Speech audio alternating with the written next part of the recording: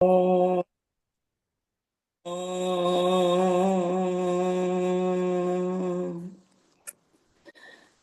అరుణాం కరుణాతరంగితాక్షీం ధృతపాశాంకుశపుష్పబాణచాపాం అణిమాదిభిరావృతాం మయూఖైః అహమిత్యేవ విభావయే భవానీం ధ్యాయేత్ పద్మాసనస్థాం వికసితవదనాం పద్మపత్రాయతాక్షీం हेमाभां पीतवस्त्रां करकलितलसद्धेम पद्मां वराङ्गीं सर्वालङ्कारयुक्तां सततमभयदां भक्तनम्रां भवानीं श्रीविद्यां शान्तमूर्तिं सकलसुरनुतां सर्वसम्पत्प्रदात्रीं सकुङ्कुमविलेपनामलिकचुम्बिकस्तूरिकां समन्दहसितेक्षणां ससरचापपाशाङ्कुशाम् अशेषजनमोहिनी मरुणमाल्यभूषोज्ज्वलां जपाकुसुमभासुरां जपविधौ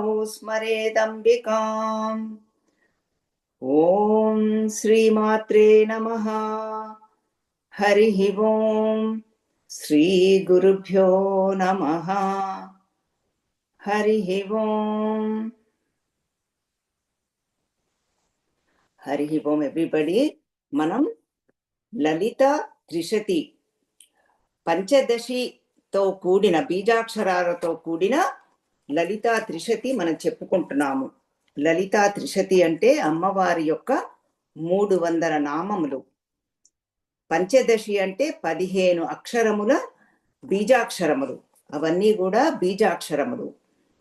ఆ బీజాక్షరములు ఒక్కొక్క బీజాక్షరములకి 20 నామాస్ ఉన్నాయి. 15 bijaksharas, 20 namas means 15 times 20, 300 namas. That is what Lalita Trishati means. So that is what we are doing. ఈ త్రిశతి అనేది ఇప్పుడు మనం చేసుకుంటున్నది జ్ఞాన మహాయజ్ఞం. యజ్ఞాలు అనేక రకాలు. హోమకుండం పెట్టుకుని చేసి స్వాహాకారంతో చేస్తారు. తర్వాత జ్ఞానయజ్ఞము అంటే మనం అర్థములను చెప్పుకోవటం. ఇది జ్ఞానయజ్ఞం. ఈ జ్ఞానయజ్ఞం అనేది యూజువల్గా 4 రోజులు, 5 రోజులు, 7 రోజులు అలా ఉంటుంది. స్వామి చిన్మయానంద గారు చెప్తారు గీతా జ్ఞానయజ్ఞం అని. ఇంకొక పద్ధతి ఏమిటంటే ఒక చాప్టర్ తీసుకుని ఎలాబరేట్గా సత్సంగం వారానికి ఒకసారి చెప్పుకుంటూ 1 సంవత్సరం పాటు చెప్పుకోవటం. అది ఒక పద్ధతి. ఇప్పుడు మనం చేస్తున్నది జ్ఞానయజ్ఞము, లలితా త్రిశతి జ్ఞానయజ్ఞం. అందుకని ఇది మనకి 4 రోజుల్లో చెప్పుకుంటున్నాము. ఇది అర్థసహితంగా, అందుకని జ్ఞానము. ఇప్పుడు పంచదశి అక్షరములో వాగ్భవ కూటమి, ప్రథమ కూటమి. అందులో మనం 2 అక్షరములు చెప్పుకున్నాము, కకారంతో వచ్చేవి, ఏకారంతో వచ్చేవి. ఇవాళ మనం ప్రథమ కూటమిలో 3వ బీజాక్షరములోకి ప్రవేశిస్తున్నాము. అది ఈ లెటర్ ఈ. అందులో ఉన్న నామాలను చూద్దాము. ఒకసారి పారాయణ మొత్తం చేస్తాను. 20 నామాలు. ఇవి 4, సుమారుగా 4 శ్లోకములు, లేకపోతే 3.5 అంటే 3 శ్లోకములు పూర్తి, 4వ శ్లోకంలో మొదటి పాదములో అలా ఉంటున్నాయి. 59 శ్లోకముల సమాహారం Lalitha Trishati. 59 shlokas, 300 namas. Now let us start 9th shloka. Now all of you can stay in mute, and then if you have the script you can read. ఈకార రూపిణి ఈషిత్రి ఈప్సితార్థ ప్రదాయిని ఈదృగిత్య వినిర్దేశ్య చేశ్వరత్వ విధాయిని ఈశానాది బ్రహ్మమయీ చేషిత్వాద్యష్ట సిద్ధిదా ఈక్షిత్రీక్షణ సృష్ట్యాండ కోటి ఈశ్వర వల్లభ ఈడితాచేశ్వరార్థాంగ శరీరాశ ఈశాధిదేవత ఈశ్వర ప్రేరణ కరీ చేషితాండవ సాక్షిణి ఈశ్వరోత్సంగ నిలయా చేతి బాధా వినాశిని ఈహా విరహిత చేష శక్తి ఈషత్స్మితాననా. అంటే 10th to 13 శ్లోకాస్, హాఫ్ పాదం అన్నమాట. అక్కడితో మనకి 20 నామాలు అయిపోయినాయి. లెటర్ ఈ. ఈదృగిత్య వినిర్దేశ్య అంటే అమ్మవారిని ఈ రకంగా ఉంటుంది, ఈ స్వరూపములతో ఉంటుంది, ఈ లక్షణములతో ఉంటుంది అని నిర్దేశించి చెప్పలేము. అనిర్దేశ్య అందుకని అది చెప్తున్నారు. ఈశ్వరత్వ విధాయిని అంటే మనలో ఉన్న మాయని తొలగించి అమ్మవారు ఈశ్వరునితో అనుసంధానం చేస్తుంది. ఆ ఈశ్వర స్వభావంతో అజ్ఞానాన్ని తొలగించి ఈశ్వర స్వభావంతో ఐక్యం చేయిస్తుంది. అదే జీవ బ్రహ్మ ఐక్యము. ఈశానాది బ్రహ్మమయి అంటే పంచబ్రహ్మ స్వరూపిణి. 2 అర్థాలు ఉన్నాయండి, 2 అర్థాలు తీసుకుంటాము. విష్ణు బ్రహ్మ రుద్ర, తర్వాత సదాశివ మహేశ్వర, ఈ పంచబ్రహ్మలలో అమ్మవారు ఉన్నది. సృష్టి స్థితి అనుగ్రహ తిరోధానము అంటారు. పంచకృత్యపరాయణ లలితా సహస్రనామం. అందరిలో ఉండి నడిపిస్తున్న తల్లి. రెండవది పరమ శివుడికి 5 రూపాలున్నాయి, 5 ఫోల్డ్ అంటారు. సద్యోజాత, వామదేవ, తత్పురుష, అఘోర, ఈశాన. 4 దిక్కులు, తర్వాత ఊర్ధ్వముఖము. ఆ ఊర్ధ్వముఖమే ఈశాన ముఖము. అందుకని ఈశానాది, ఆది అంటే ఎట్సెట్రా, మొదలుగా కల. అందుకని అలా చెప్తారనమాట. అందరిలో ఉన్న తల్లి. మయట్ ప్రత్యయం సంస్కృత పరంగా. మయి అంటే అన్నిట్లో ఉన్న ఆ తల్లి, అందరిలో ఉన్న తల్లి. చ అంటే మనం చెప్పుకుంటూ వస్తున్నాము, అది ఏ అండ్ ఎండ్ మరియు అని అర్థము. ఈషిత్వాది అష్టసిద్ధిదా, అష్టసిద్ధులు అంటారు. అది మనకి హనుమాన్ చాలీసాలో కూడా వస్తుంది. అష్టసిద్ధి నవనిధికే దాత, అసవర దీన జానకి మాత, రామ రసాయన తుమ్హరే పాస, సదా రహో రఘుపతికే దాస అని. అంటే అమ్మవారు జానకి మాత హనుమంతుల వారికి వరం ఇచ్చిందిట. ఏమనంటే, నువ్వు అష్టసిద్ధుల భగవద్భక్తులకి ఇవ్వు, రామ భక్తులకి ఇవ్వు నాయన అని. ఎందుకంటే ప్రతిదానికి శ్రీరామచంద్రుడు రాలేడు, శ్రీరామచంద్రుడి మనం ఇది లేదు. అందుకని భక్తాగ్రగణ్యేశ్వరుడైన హనుమంతుల వారికి అమ్మవారు ఈ వరం ఇచ్చింది. అందుకని వరదీన్హ అని తులసీదాసు వారు హనుమాన్ చాలీసాలో చెప్తారు. ఇప్పుడు అష్టసిద్ధులు అంటే ఏమిటి? అనిమ, లఘిమ, గరిమ, మహిమ, ఈషిత్వ, వశిత్వ, ప్రాకామ్య, ప్రాప్తి. అంటే ఇవన్నీ కూడా అందరినీ వశం చేసుకోవాలని ఎవరికి ఉండదు చెప్పండి? కెరిస్మాటిక్ పవర్ అంటారు. స్వామి వివేకానంద గారికి చాలా ఉంది ఇది. అందరినీ అట్రాక్ట్ చేసేశారు. ఏ దేశం వెళ్ళినా కూడా అందరూ ఆయన వెనకాల పరిగెత్తుకుంటూ వచ్చారు. మహానుభావులకు ఉంటుంది ఇది. నరం వర్షీయాంసం అని సౌందర్య లహరిలో 13వ శ్లోకంలో చెప్తారు. మహాత్ముల వెంట ఎందుకు పడతాం మనం? వాళ్ళల్లో ఉండే ఈ వశిత్వ శక్తి అన్నమాట. ఇది అమ్మవారి యొక్క శక్తి. ఆ ఈషిత్వం, కంట్రోలింగ్ శక్తి, అందరినీ నియమించే శక్తి, అవన్నీ అష్టసిద్ధులు ఇవన్నీ కూడా. అందుకని వాళ్ళల్లో ఉన్న శక్తులు ఇవన్నీ కూడా అమ్మవారి సిద్ధిదా, ఈ సిద్ధులన్నీ ఇస్తుంది భక్తులకి. దా అంటే ఇచ్చున్నది. ఈ రకంగా అమ్మవారి యొక్క మనం చెప్పుకుంటూ వస్తున్నాము. అమ్మవారి యొక్క రూప, లీల, నామ, మంత్ర వైభవములు. తర్వాత ప్రతి శ్లోకము, ప్రతి నామము మనకి తత్వములోకి తీసుకువెళుతుంది. అందుకని ఇది అని చెప్పలేము. ఆ ఇది అని చెప్పలేని తత్వమే అది ఆ స్వరూపమే తత్వం అన్నమాట. అంతటా ఉన్నది నిర్గుణ పరబ్రహ్మ. తర్వాత 11th శ్లోకం. ఈక్షిత్రీక్షణ సృష్ట్యాండ కోటి ఈశ్వర వల్లభ, ఈడితాచేశ్వరార్థాంగ శరీర ఈశాధిదేవత. కంటి చూపుతో మాత్రమే అనేక కోటి సృష్టి అండములను చేసింది, అనే బ్రహ్మాండములను సృష్టించింది. అనేక కోటి బ్రహ్మాండ జననీ లలితా సహస్రనామం. సృష్టి దృష్టి మాత్రము చేతనే, సంకల్పము మాత్రము చేతనే. అది అమ్మవారి యొక్క మహత్వత్వం. అది సాక్షి చేత. ఈక్షిత్రి అంటే సాక్షి చేత. సాక్షి మాత్రముగా అంటే విట్నెస్ గా ఉండి అన్నిటినీ సృష్టించేసింది ఆవిడ. అన్ని సృష్టించేసి అన్నిట్లో ప్రవేశించింది. అది ఈడిత అంటే ఆ రకంగా ఉన్న అమ్మవారిని మనం స్తుతిస్తున్నాము. ఈడే అంటే స్తుతించటం. ఈశ్వరార్థాంగ శరీర అంటే అర్ధనారీశ్వర తత్వం చెప్తున్నారు ఇక్కడ. పరమేశ్వరుడు అమ్మవారికి సగం శరీరం ఇచ్చేశాడు. అందుకనే శంకరాచార్యుల వారు సౌందర్యలహరిలో అంటారు, అమ్మా నీకు శివుడు అంత ఇచ్చినా కూడా నీకు తృప్తి లేదమ్మా అంటారు. దాంతో అమ్మవారు అంటుందిట, అదేమిటి నాయన నాకు తృప్తి లేకపోవటం ఏంటి, ఇంత అభాండం వేశావేంటి నా మీద అంటుందిట. అంటే శంకరాచార్యుల వారికి అమ్మవారికి జరుగుతున్న డైలాగ్ సంవాదం.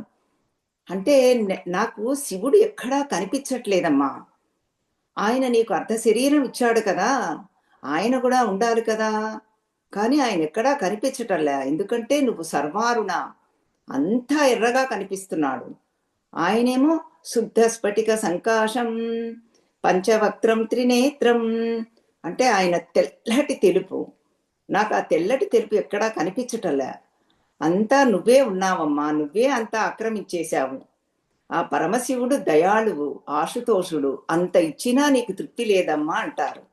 అయితే మళ్ళీ చెప్తారు కదా తర్వాత పాదంలో, ఆ త్రినేత్రుడు ఉన్నాడే, ఆ త్రినేత్రము, తర్వాత ఆ క్రిసాంట్ మూను అర్ధ చంద్రాకారం, అవి రెండు కూడా శివుని తత్వాన్ని తెలుపుతున్నాయమ్మా అంటారు. అది అందుకని ఆవిడ ఏంటి, అటువంటి స్వరూపాన్ని మనం ఈశ్వర వల్లభ అంటే అందుకని చెప్పుకుంటున్నాము, అర్ధనారీశ్వర తత్వము. అటువంటి ఆ తత్వాన్ని ప్రతి జీవులు అందరూ కూడా ఈడిత అంటే ఈడే స్తుతిస్తున్నారు. ఈశ్వరార్థాంగ శరీర అందుకని ఈశ్వర వల్లభ. ఆవిడే మళ్ళీ పరమేశ్వరుని యొక్క పత్ని. తర్వాత ఈశ్వరార్థాంగ శరీర అర్ధనారీశ్వర తత్వము. ఈశాది దేవత. ఈశ అంటే జీవుడు, ఆ జీవుడికి అధిదేవత అంటే కామేశ్వరుడు. అంటే జీవుడు కామేశ్వర కామేశ్వరి ఇద్దరి తత్వాన్ని చెప్తున్నారు. ఈ శ్లోకం అంతా కూడా అర్ధనారీశ్వర తత్వం. సాక్షి చేతగా ఉండి అన్ని బ్రహ్మాండాలు సృష్టించి ఆ బ్రహ్మాండాల్లో ప్రవేశించి అంటుకోకుండా ఉన్న ఆ తల్లిని అందరూ స్తుతిస్తున్నారు. ఆవిడే మళ్ళీ ఈశ్వరార్థాంగ శరీరిణి. ఈశాది దేవత అంటే ప్రతి జీవులకు సర్వజీవులకు ఆవిడే అధిదేవత. తర్వాత మళ్ళీ బ్రహ్మ విష్ణు రుద్రులలో అందరిలోనూ ఉన్న తల్లి. ఈ రకంగా మనకి చెప్తూ ఈ కారములో మళ్ళీ 12వ శ్లోకము, ఈశ్వర ప్రేరణ కరీ చేషతాండవ సాక్షిణి ఈశ్వరోత్సంగ నిలయ చేతి బాధా వినాశిని. ఈశ్వర ప్రేరణ కరీ అంటే కామేశ్వరుడు ఎప్పుడు తపస్సులో ఉంటాడండి. ఆయన అసంగుడు, ఏమి పట్టవాని ఆయనకి. ఉదాహరణకి ప్రతి గృహంలో ఉండేది, మగవాళ్ళు ఏమిటి ప్రతిదానిలో ఇన్వాల్వ్ అవ్వరు. ఇన్వాల్వ్ అయ్యారంటే అయిపోయింది ఆడవాళ్ళ పని. ఆయన చూస్తూ ఉంటాడు.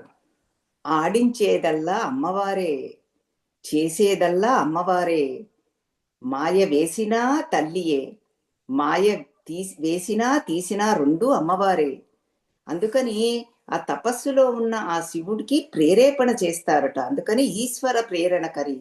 ఏమని ప్రేరేపిస్తారు, అయ్యా సృష్టి చెయ్యయ్యా, సృష్టి మొదలు పెట్టాలి, ఎందుకంటే నా పిల్లలు మన చాలా మంది ఉన్నారు, వీళ్ళందరూ కూడా తరించాలి. ఆ సృష్టిలో ఉండి వాళ్ళ వాసనలు క్షయం చేసుకుంటే తప్ప మోక్షం రాదు, వీళ్ళందరికీ మోక్షం కావాలి. అందుకని ఈ సృష్టి చెయ్యాలి, ఈ సృష్టి ఆగిపోకూడదు. ఆ సృష్టి అంతా మన కోసమే, ఎందుకంటే మనలో రకరకాల వాసనలున్నాయి, రకరకాలుగా కోరికలున్నాయి, రకరకాలుగా అనుభవించాలి అని ఉంది. భోగ్య పదార్థాలు, భోగములు ఇవన్నీ చాలా ఉన్నాయి, తెలుసుకోవాలి, చూడాలి అన్ని రకాలుగా. అవన్నీ క్షయం కావాలి. ఆ వాసనాక్షయం అంటారు. యోగ వాసిష్టంలో మొట్టమొదటిదే వాసనాక్షయమే మోక్షము అంటారు. అందుకని ఆ ఈశ్వరుణ్ణి సృష్టి చెయ్యమని ప్రేరేపిస్తుందిట అమ్మవారు. అంతా చేసేదే ఆ తల్లి. ఈశతాండవ సాక్షిణి, ఆ పరమేశ్వరుడు లయకారకుడు. తర్వాత మళ్ళీ ప్రదోష కాలంలో ప్రతిరోజు తాండవ నృత్యం చేస్తూ ఉంటాడట ఆహ్లాదంగా.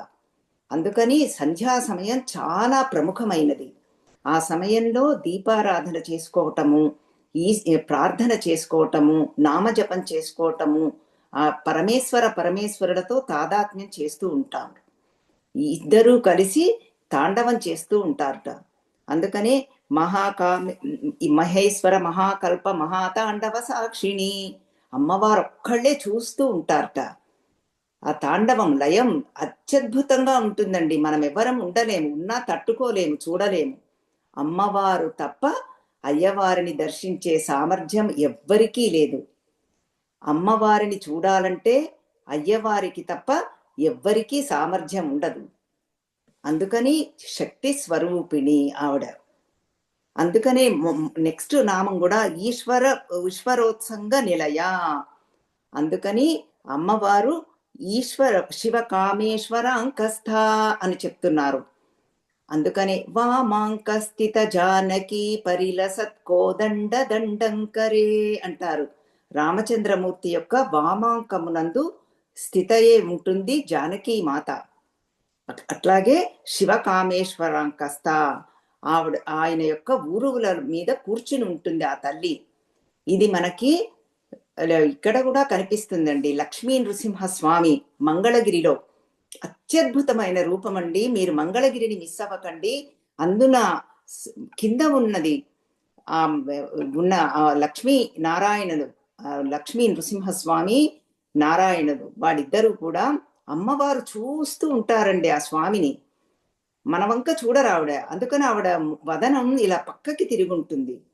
అయ్యవారేమో చక్కగా మనని చూస్తూ ఉంటారు. అత్యద్భుతమైన రూపం. మొన్ననే మేము వెళ్ళటం జరిగింది. మంగళగిరి పానకాల స్వామి పైన ఉంటాడు, ఇక్కడ కింద ఉన్న కొండ కిందనమాట, పైకి వెళ్లే లోపల. అత్యద్భుతమైన రూపం, తప్పకుండా దర్శించుకోండి. అది ఈశ్వరోత్సంగ నిలయ. అక్కడ కూడా అమ్మవారు వామాంక స్థిత, అయ్యవారి యొక్క ఎడమ తొడ మీద కూర్చుని ఉంటుంది. ఈ రకంగా ఉన్న ఈ స్వరూపం అంతా కూడా ఈతి బాధ వినాశిని. ఈతి బాధలంటే అతివృష్టి, అనావృష్టి, ఈ రకరకాల కీటకములతో, ఇప్పుడు వైరస్లు అని వింటూ ఉంటాము, అవన్నీ కూడా తొలగించే తల్లి. అమ్మవారి ప్రార్థన చేసుకుంటేనండి అవన్నీ సృష్టిలో ఉంటాయి. ప్రపంచం మన చేతిలో లేదు, మన అధీనంలో లేదు. అది అమ్మవారి యొక్క పని, అయ్యవారి యొక్క పని. కానీ అవి మన జోలికి రావు. అందుకనే దైవం మానుష రూపేణ అంటారు. ఏదన్నా వచ్చినా కూడా అమ్మవారు పంపిస్తుందన్నమాట. దైవం మానుష రూపేణ, మనుష్య రూపంలో వస్తాయి. సహాయం అందుతుంది, సరి అయిన సమయంలో అందుతుంది, తర్వాత సరి అయిన పద్ధతిలో అందుతుంది. అందుకని ఈ నామాలన్నీ చెప్పుకోవటం, అమ్మవారితో తాదాత్మ్యం చెందటం. ఈతి బాధ వినాశిని. అందుకని ఈహా విరహిత. నెక్స్ట్ది 13వ శ్లోకంలో మొట్టమొదటి పాదంతో ఈకారం అయిపోతుందండి. ఈహా విరహిత చేష శక్తి ఈషత్స్మితాననా. ఈహా విరహిత అంటే కోరిక ఏమీ లేవు ఆ తల్లికి. కోరికలు ఆ తల్లికి లేదు అంటే మనని కూడా ఆ స్థితికి తీసుకువెళుతుంది, కోరికలు లేని స్థితికి తీసుకువెళుతుంది. కోరిక అంటే ఆ వచ్చేదాకా కూడా ఒక రకమైన యాంగ్జైటీ ఉంటుందండి. వచ్చిందా అయిపోయిందంతా. ఉదాహరణకి ఒక నగ కొనుక్కున్నాం అనుకోండి, ఆ నగ కొనుక్కునేదాకా ఒక తాపత్రయం, కొన్న తర్వాత ఇంతేనా అనిపిస్తుంది. ప్రతిదీ అంతే. ప్రపంచంలోని వస్తువులు విషయ వాసనలు అంటారు, అందుకని విషయ వస్తువులు. అయితే అమ్మవారి విషయంలో మటుకు completely opposite. The more we listen, the more we want to hear. తవ్వుతున్న కొద్దీ లోపలికి వెళుతూ ఉంటుంది, ఆ ఊట ఊరుతూ ఉంటుంది, బావిలో జలంలో లాగా రసం. అందుకనే అమ్మవారు రసోవై సహా అన్నారు. రసస్వరూపిణి, ఆనంద స్వరూపిణి. విషయ వస్తువులలో కోరిక ఎప్పటికీ తీరదు. అమ్మవారి విషయంలో కోరిక ఎప్పటికీ తీరకూడదు.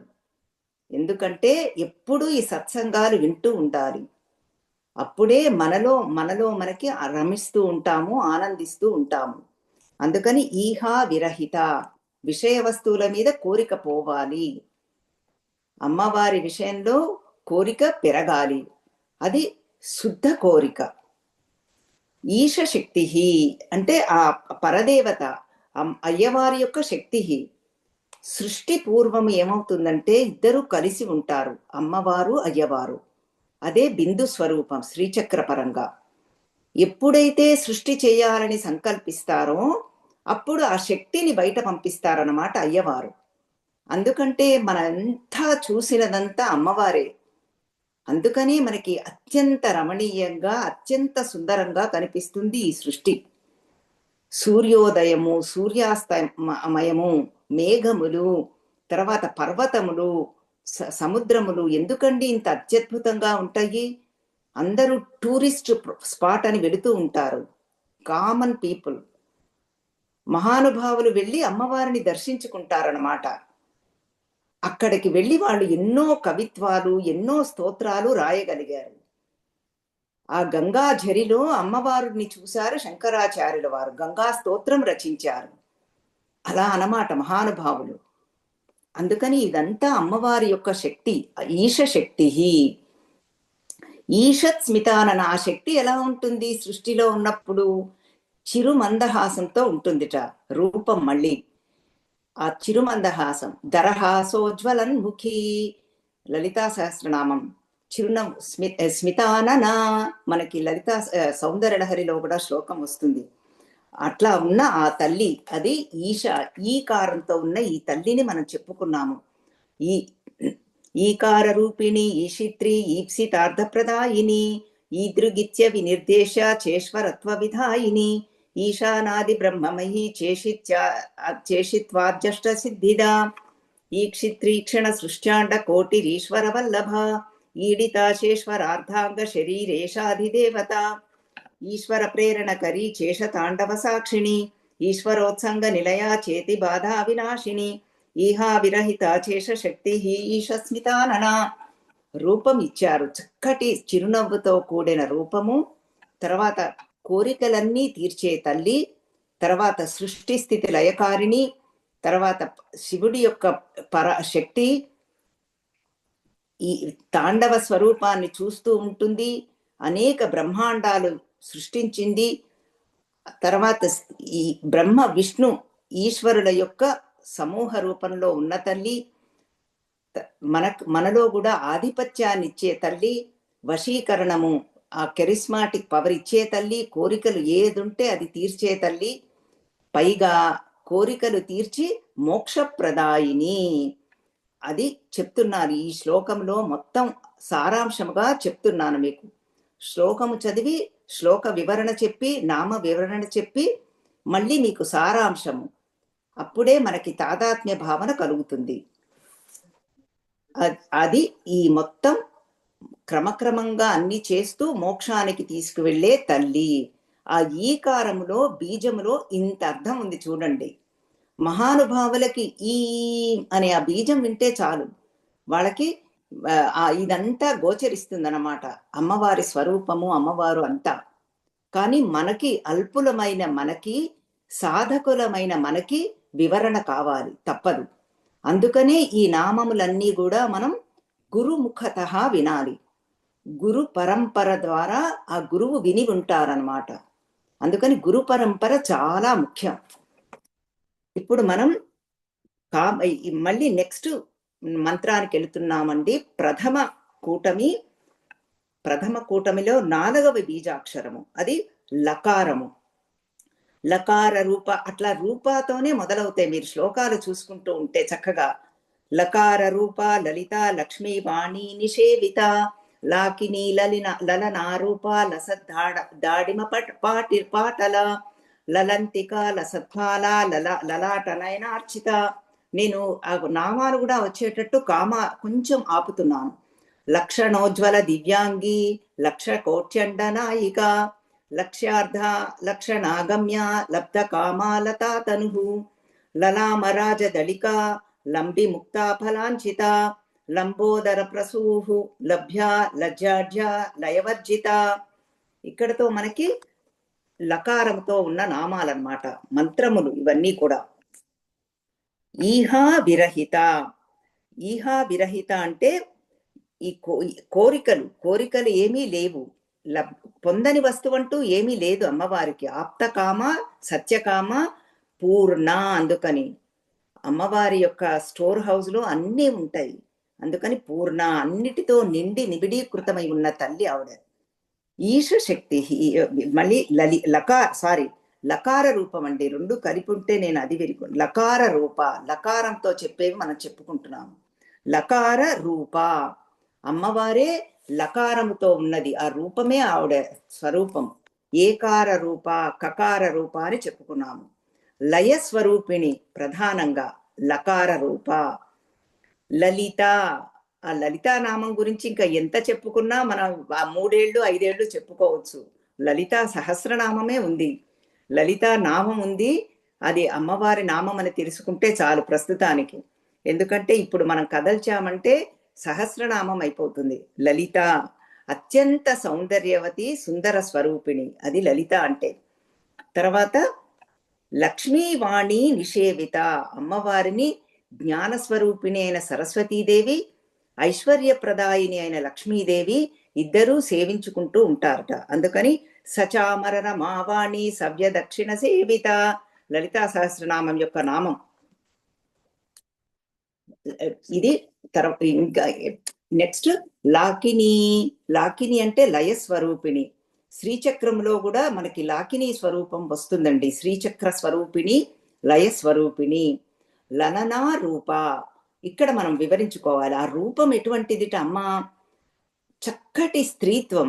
స్త్రీ అంటే మృదుత్వము, గాంభీర్యము, స్ట్రెయిట్ ఫార్వర్డ్నెస్. తర్వాత లాలన స్వరూపము. అమ్మా అని వెళ్ళగానే కరుణ, దయ, ఇలా ఎన్నో ఉన్నాయి. హ్రీ, కొంత సిగ్గు, కొంత అన్నీ ఉన్న తల్లి లలనా రూప. అయితే ఈ సృష్టిలో కూడా రెండు కలిపి ఉంటాయండి, స్త్రీత్వము, పురుషతత్వము. కొంతమందిలో మనము స్త్రీ రూపం అంటే ఈ మృదు స్వభావం ఎక్కువగా చూస్తూ ఉంటాము, కోమల స్వభావము. కొంతమందిలో ఆధిపత్యము, కమాండింగ్ నేచరు, ఆ లీడర్షిప్ క్వాలిటీసు అలా ఉంటాయి. స్త్రీలలో ఉండొచ్చు, పురుషులలో ఉండొచ్చు. అది లలనా రూప, స్త్రీ పుంతత్వము, అది చెప్తున్నారు.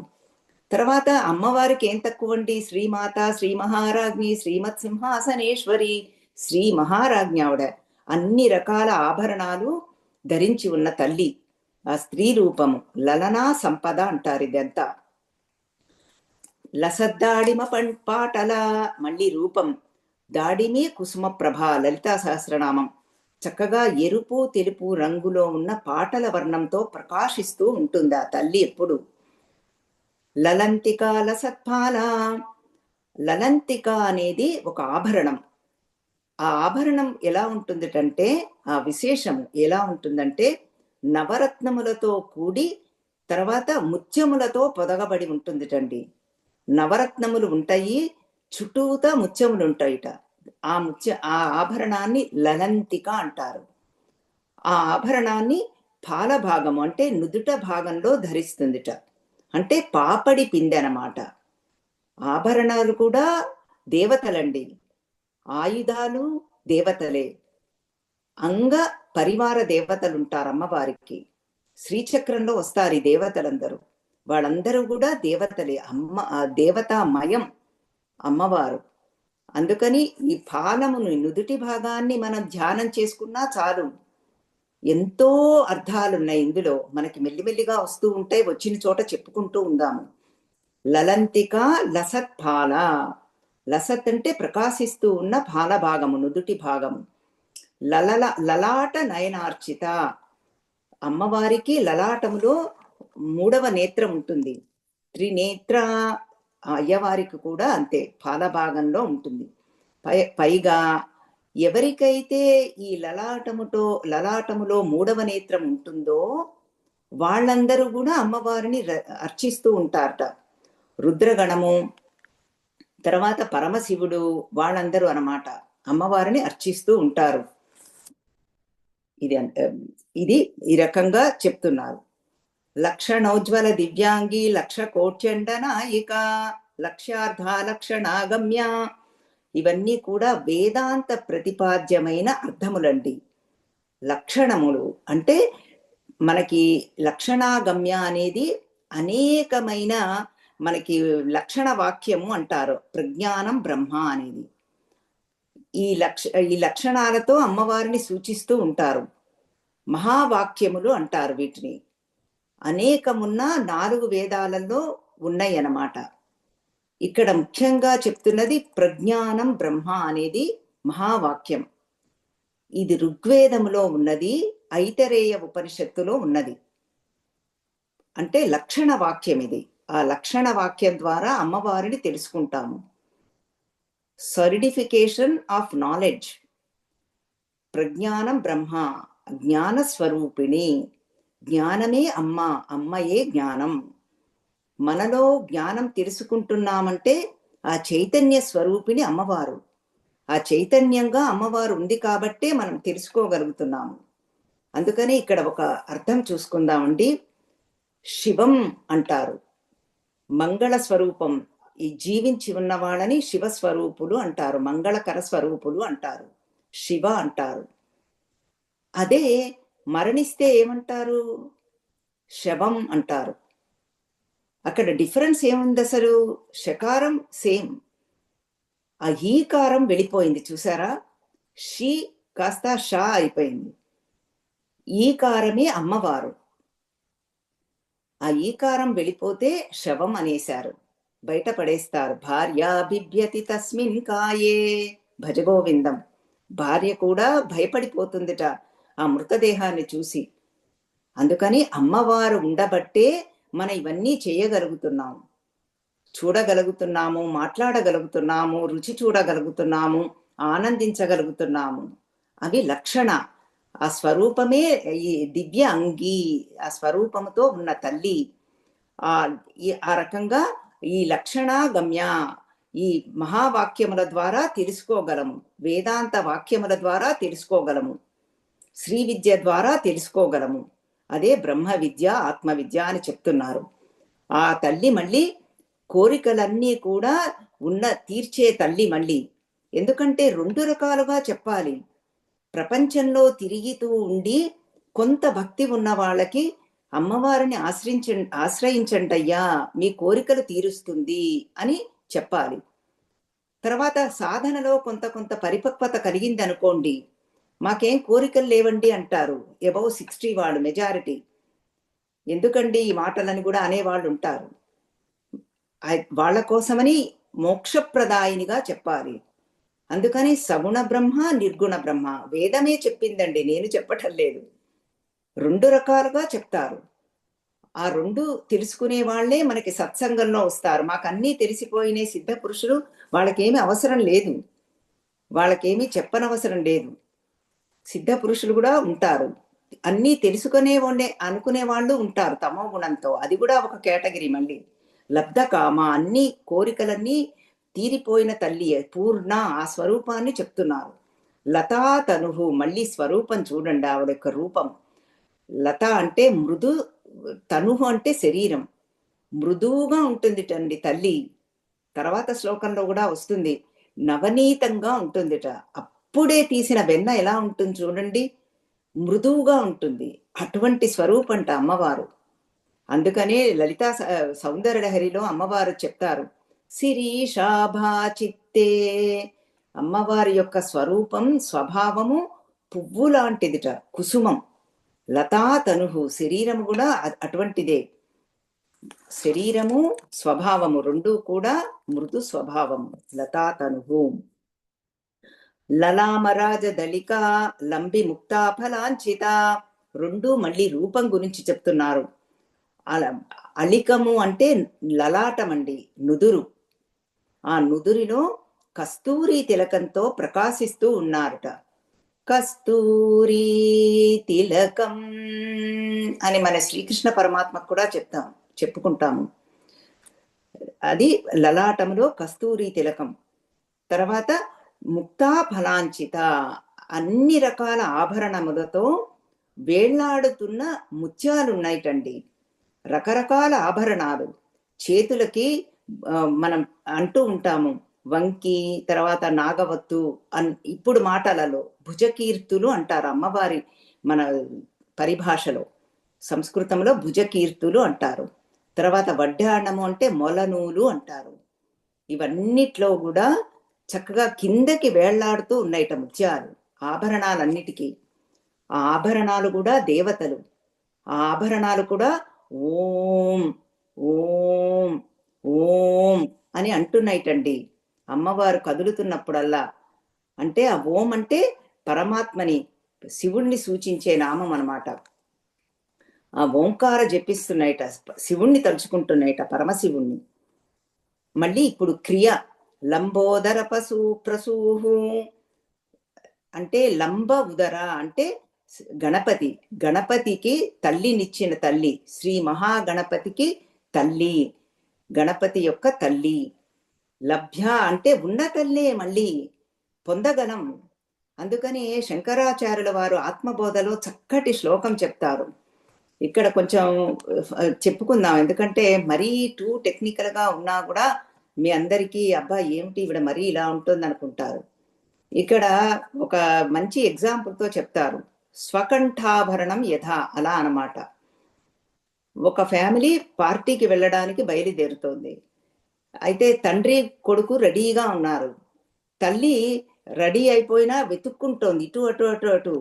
వీళ్ళిద్దరూ విసుక్కుంటూ ఏమిటమ్మా వెతుక్కుంటున్నావు అంటే, ఒక నెక్లెస్ కొత్తగా కొనుక్కున్నారా, ఆ నెక్లెస్ పెట్టుకుని వెళ్ళాలి, అందరికీ చూపించాలి అని చెప్పి ఆ నెక్లెస్ కోసం వెతుక్కున్నాం అంటే తండ్రి కొడుకులు ఇద్దరు నవ్వుతారట.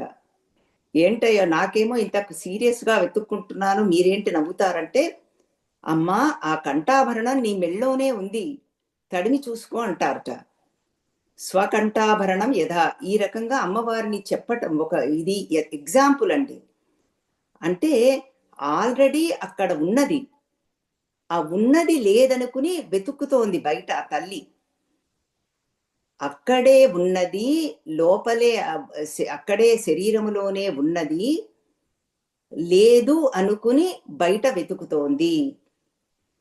అదే మనం కూడా చేస్తున్నది. అది ఉదాహరణ. ఇక్కడేంటి లభ్య అంటే ఆల్రెడీ ప్రాప్తస్య ప్రాప్తి, ఆల్రెడీ ఉన్న తల్లి, మన హృదయంలో ఉన్న తల్లి. కానీ మనకి తెలియక బయటంతా వెతుకుతున్నాం. ఆనంద స్వరూపిణిగా ఉన్నది. ఆనందం మనలో లేదని, మనలోనే ఉన్నదని మనకి తెలియదు. అందుకని ఇక్కడ అక్కడ అక్కడ ఆ మనిషిలో ఇక్కడ ఈ పరిస్థితుల్లో వెతుకుతూ ఉంటాము.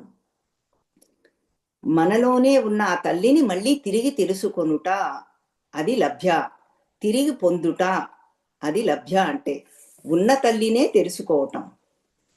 ఆవిడెక్కడి నుంచో రావటంలే. లభ్య అంటే అది. లజ్జాడ్య ఇది అంతఃకరణ వృత్తి అండి. అంటే మనసులో ఉన్నవి తుష్టి పుష్టి ఇవన్నీ అమ్మవారివే. ఆ లజ్జ అనేది కూడా అమ్మవారిదే. ఆ లజ్జ అంటే కొంత సిగ్గుపడాలిటండి. ఎందుకంటే మన దగ్గర చాలా శక్తి ఉంది, కానీ చాలా కొంచెమే మనం ఇస్తున్నాం. అప్పుడు సిగ్గుపడాలట. ఈ విషయంలో మనకి ఎక్కడైనా సరే, ధనం విషయంలో కానీ, శరీరం విషయంలో కానీ, ఎక్కడైనా సరే అధికంగా ఎక్కడైతే ఉంటే అది అమ్మవారి యొక్క ఐశ్వర్యం. అది మనం పంచిపెట్టాలట. జ్ఞానమైనా సరే అక్కడ ఏమీ సిగ్గుపడకూడదుట. గొంతు చక్కగా విప్పి సంకీర్తన చేయాలి. కృష్ణ హే కృష్ణ ముకుంద మురారి అని పాడేయాలట ఎలుగెత్తి. అక్కడ సిగ్గుపడకూడదుట. అంతఃకరణ వృత్తులు లజ్జాఢ్యాం. కానీ కొన్ని చోట్ల ఎప్పుడైతే తప్పు చేస్తున్నామో అక్కడ తప్పు పడాలి. అదే హ్రీం.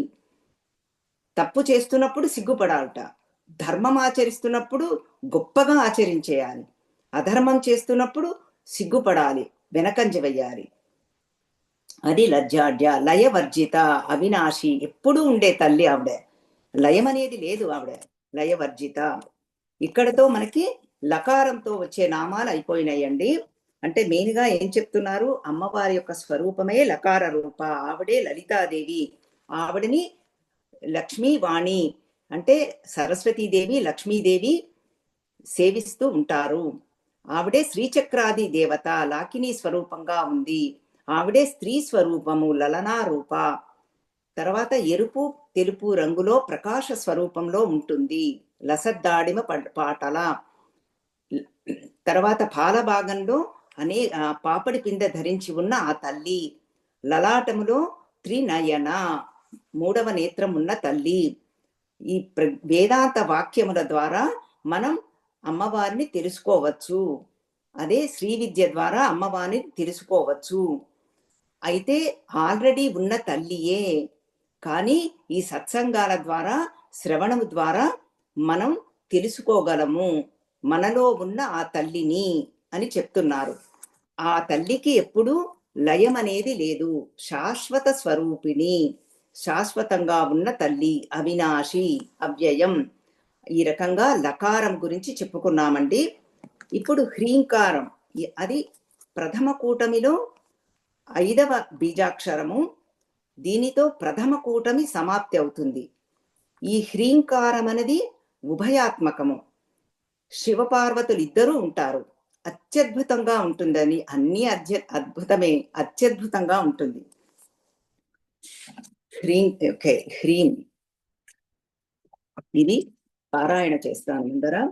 హ్రీంకార రూప, హ్రీంకార నిలయ, హ్రీం పద ప్రియ, హ్రీంకార బీజ, హ్రీంకార మంత్ర, హ్రీంకార లక్షణ, హ్రీంకార జప సుప్రీత, హ్రీం మతి, హ్రీం విభూషణ, హ్రీం శీల, హ్రీం పదారాధ్య, హ్రీం గర్భ, హ్రీం పదాభిద, హ్రీంకార వాచ్య, హ్రీంకార పూజ్య, హ్రీంకార పీఠిక, హ్రీంకార వేద్య, హ్రీంకార చింత్య, హ్రీం శరీరిణి. అక్కడ దాకా అన్నమాట. అంటే 17 నుంచి 19 శ్లోకాలు. ఆ హ్రీం బీజముతో 20 నామాలు ఉన్నాయి. ఇప్పటికి మీరు ఎక్స్పర్ట్స్ అయిపోయి ఉంటారు. ఇప్పుడు ఒక్కొక్క అందుకని ఇది వెరీ సిస్టమేటిక్ గా, మ్యాథమెటికల్ గా మనం చక్కగా అనుసంధానం చేసుకోవటం చాలా తేలిక. ఒక్కొక్క బీజాక్షరంతో 20 నామములు ఉన్నాయి. నామములు ఎందుకంటే వివరణ అన్నమాట, వివరణ కావాలి. హ్రీం బీజంలోకి ప్రవేశిస్తున్నాము. అమ్మవారెవరు? హ్రీంకార రూప. అమ్మవారి యొక్క రూపమే హ్రీం రూపము. ఇది భువనేశ్వరి మంత్రం అండి. భువనేశ్వరి, భువనములకు ఈశ్వరి. మనకి 14 భువనములున్నాయి. భూలోక, భువర్లోక, సువర్లోక, మహర్లోక, జనోలోక, తపోలోక, సత్యలోక, ఊర్ధ్వలోకములు. మళ్ళీ భూలోకం నుంచి మొదలు పెడితే అతల, వితల, సుతల, మహాతల, రసాతల, తలాతల, పాతాళ. ఈ రకంగా ఊర్ధ్వ అధోలోకాలు భువనములు అంటారు. ఈ భువనములకు ఈశ్వరి అమ్మవారు, నియంత్రణ చేసే తల్లి. ఈశాన తూర్పు ముఖంగా ఉండేసరికి మాకు చక్కగా అమ్మవారు సూర్యకిరణాలు ప్రసరిస్తోంది మనందరి మీద. ఇక్కడ మనకి ఇప్పుడు హ్రీం స్వరూపం, హ్రీంకార రూప, భువనేశ్వరి యొక్క కిరణములు మీరు చూస్తున్నారు నా వదనంలో. అది అందుకని ఏదో అనుకోకండి. హ్రీంకార రూప, హ్రీంకార నిలయ. అమ్మవారు ఎక్కడ ఉంటుంది అని అడిగితే అడ్రస్ హ్రీంకారంలో ఉంటుందిట ఆ తల్లి. అందుకని హ్రీంకార నిలయ. హ్రీం పదప్రియ. దేని చేత అమ్మవారిని తెలుసుకుంటామో ఆ స్వరూపమే హ్రీం. ఆ హ్రీం బీజాక్షరంతో అమ్మవారిని తెలుసుకోగలుగుతాము. దేని ద్వారా తెలుసుకోగలుగుతాము అది హ్రీం పద. హ్రీంకార బీజ. హ్రీంకారమే బీజాక్షరముగా కలది. హ్రీంకార మంత్ర. ఆ బీజాక్షరమే మళ్ళీ మంత్రము. హ్రీం మంత్ర. హ్రీంకార లక్షణ. హ్రీం అనగానే ఆ లక్షణము చెప్పేది, సూచిస్తున్నదేమిటి? అమ్మవారిని, ఆ భువనేశ్వరీ దేవినే సూచిస్తోంది హ్రీంకారం. ఆ హ్రీం అనేది మళ్ళీ దేవతా జ్ఞాపకం అండి. సర్వదేవతలు అమ్మవారిలోనే ఉన్నారు. అందుకని వస్తుంది ఇప్పుడు హ్రీంకార జప సుప్రీత. ఆ హ్రీంకారాన్ని కనుక మనం జపిస్తూ ఉంటే అమ్మవారికి ఆనందం కలుగుతుందిట, సుప్రీత, చాలా సంతోషం కలుగుతుందిట. హ్రీమతి. అమ్మవారి యొక్క స్వరూపమే, ఆవిడ యొక్క మనస్సే హ్రీం, రూపమే మళ్ళీ హ్రీం. అంటే మళ్ళీ మంత్రము లేదు, బీజాక్షరము లేదు అనుకోకండి. ఈ నామాలు ఎక్కడి నుంచి మనకి 17వ శ్లోకం నుంచి 19వ శ్లోకం దాకా ఈ త్రిశతి పారాయణ చేశామనుకోండి, మూడు మూడు 17, 18, 19 3 శ్లోకాలు చాలు మనకి హ్రీంకారంతో కనెక్ట్ చేసుకుంటాం. హ్రీం హ్రీమతి హ్రీం విభూషణ, అమ్మవారికి విభూషణము అలంకారం ఏమిటి? హ్రీంకారమే. అంటే ఈ పంచభూతాలు, ఆకాశము, వాయువు, అగ్ని, పృథివీ, జలము, పర్వతాలు, నదీ నదములు, సరీసృపములు, క్రిమి కీటకములు, జీవములు, చరాచర జగత్తు అన్నీ కూడా అమ్మవారి యొక్క భూషణములేటండి. ఎందుకంటే భువనేశ్వరి కది అండి తల్లి, భువనేశ్వరి ఆ తల్లి. శ్రీమాత శ్రీ మహారాజ్ఞి శ్రీమత్ సింహాసనేశ్వరి, ఆవిడ శ్రీ మహారాజ్ఞి. అందుకని ఇవన్నీ కూడా అమ్మవారి యొక్క భూషణములుట. సరే, తర్వాత భక్తులందరూ కూడా బంగారంతోనూ వజ్రములతోనూ చేసే విభూషణాలు ఉంటాయి. దేవాలయాల్లో అందరూ చేస్తూ ఉంటారు, వాళ్ళ గృహాలలో కూడా చేయించుకుంటూ ఉంటారు. అది కూడా అర్థం. హ్రీం శీల అంటే ఆవిడలో బ్రహ్మ విష్ణు శివులు తెలియబడుతున్నారట హ్రీంకారంతో. అందుకనే హ్రీం గర్భ, వాళ్ళు అమ్మవారి యొక్క శరీరం గర్భంలో ఉన్నారు. సృష్టి పూర్వము బ్రహ్మ విష్ణు రుద్రులు ముగ్గురు కూడా అమ్మవారి యొక్క గర్భములో ఉన్నారు. అందుకని హ్రీం గర్భ, సృష్టి అంతా కూడా అమ్మవారి గర్భములో ఉంది. సృష్టి చేసిన తర్వాత వాళ్ళందరినీ చూస్తూ ఉంటూ రక్షిస్తూ ఉంటుంది. అది హ్రీం శీల. హ్రీం పదారాధ్య, ఆ హ్రీం అనే ఏకాక్షరంతో ఆరాధింపబడుతోంది. ఆ పదంతో ఆరాధిస్తున్నారు అందరూ, ఆరాధింప తగినది.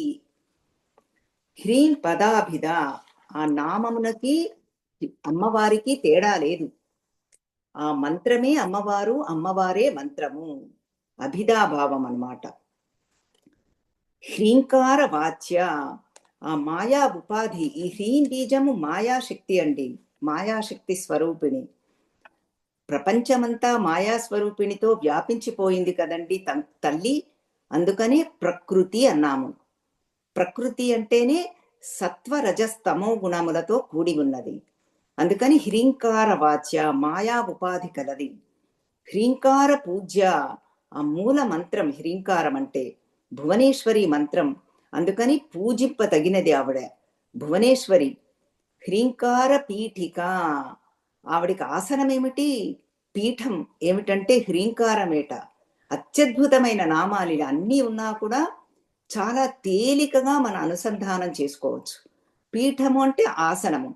మనందరము కూడా ఆసనం మీద కూర్చుని ఉంటాము. ఏమిటి? ఒక కుర్చీ మీదో సోఫా మీదో. అది హ్రీంకారమే, అమ్మవారికి హ్రీంకారం అన్నమాట పీఠిక. హ్రీంకార వేద్య, ఈ హ్రీంకారము ద్వారా తెలుసుకొనబడుతుంది.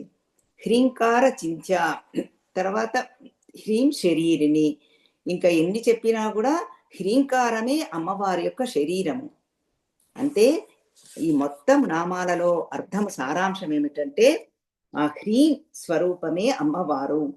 హ్రీం అంటే హకార రేఫ ఈకారము, హ్రీం అని వస్తుంది.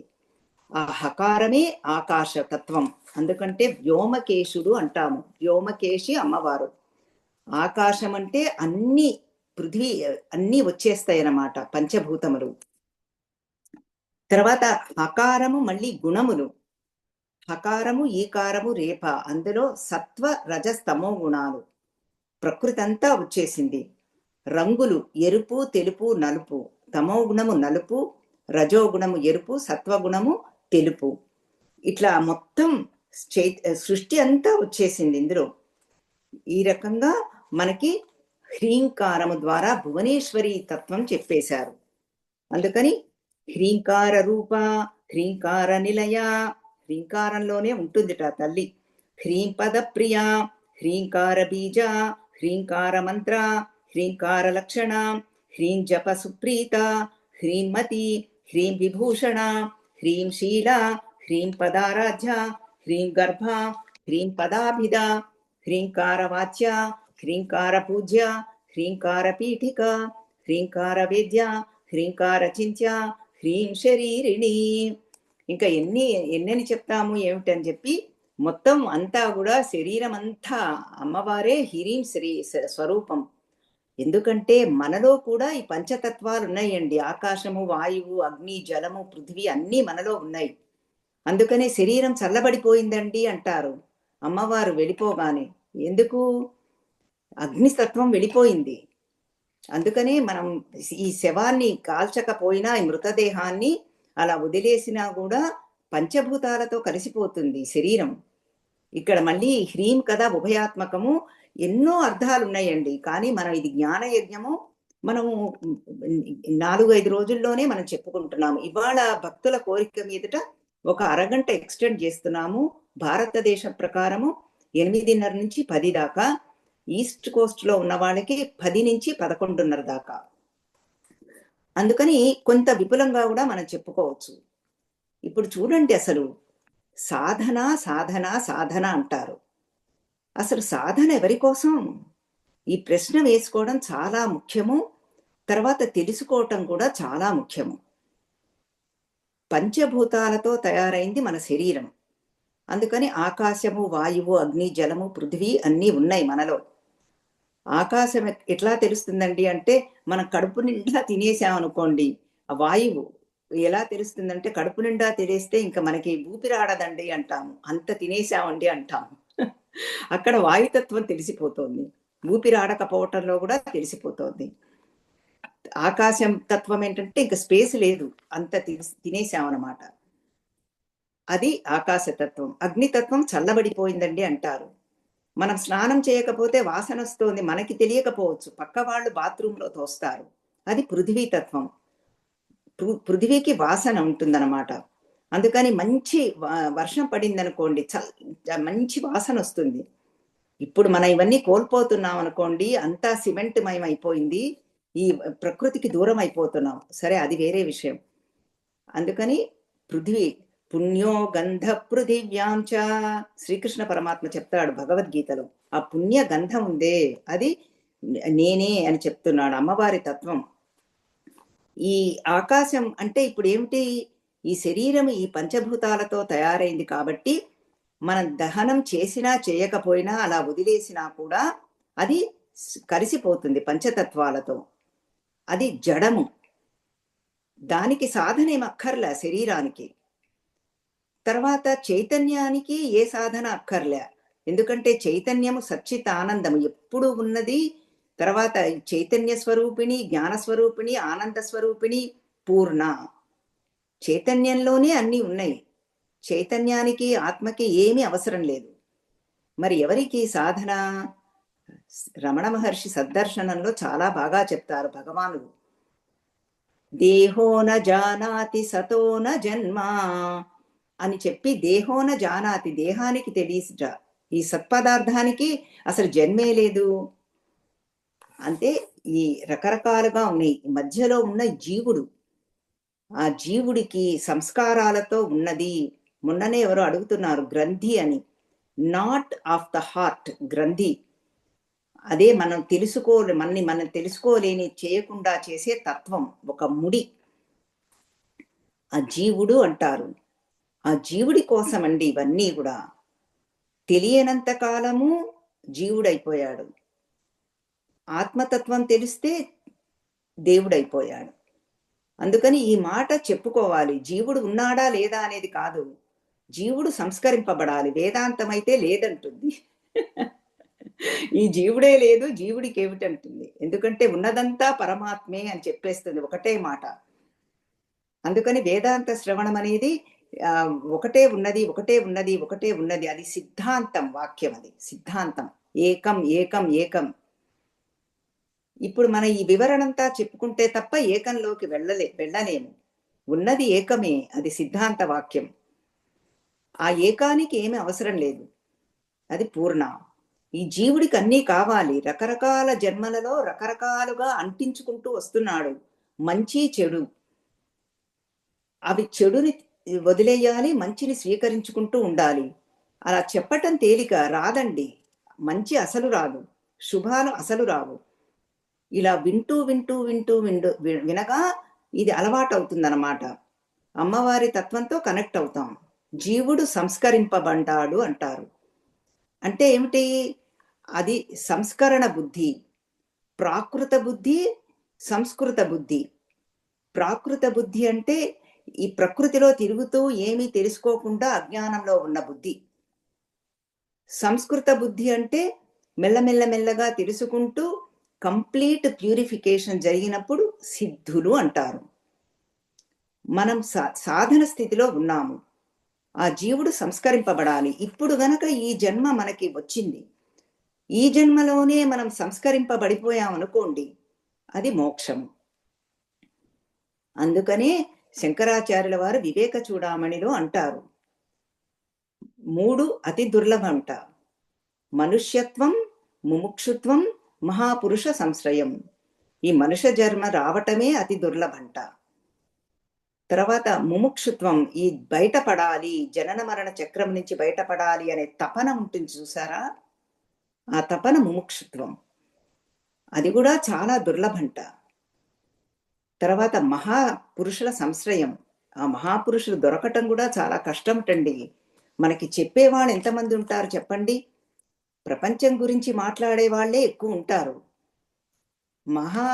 మంచి విషయాలు చెప్పి మనల్ని ఉద్ధరించే వాళ్ళే గురువు. ఎంతమంది ఉంటారు చెప్పండి? అందుకని మహాపురుష సంశ్రయం అతి దుర్లభం అంటున్నారు.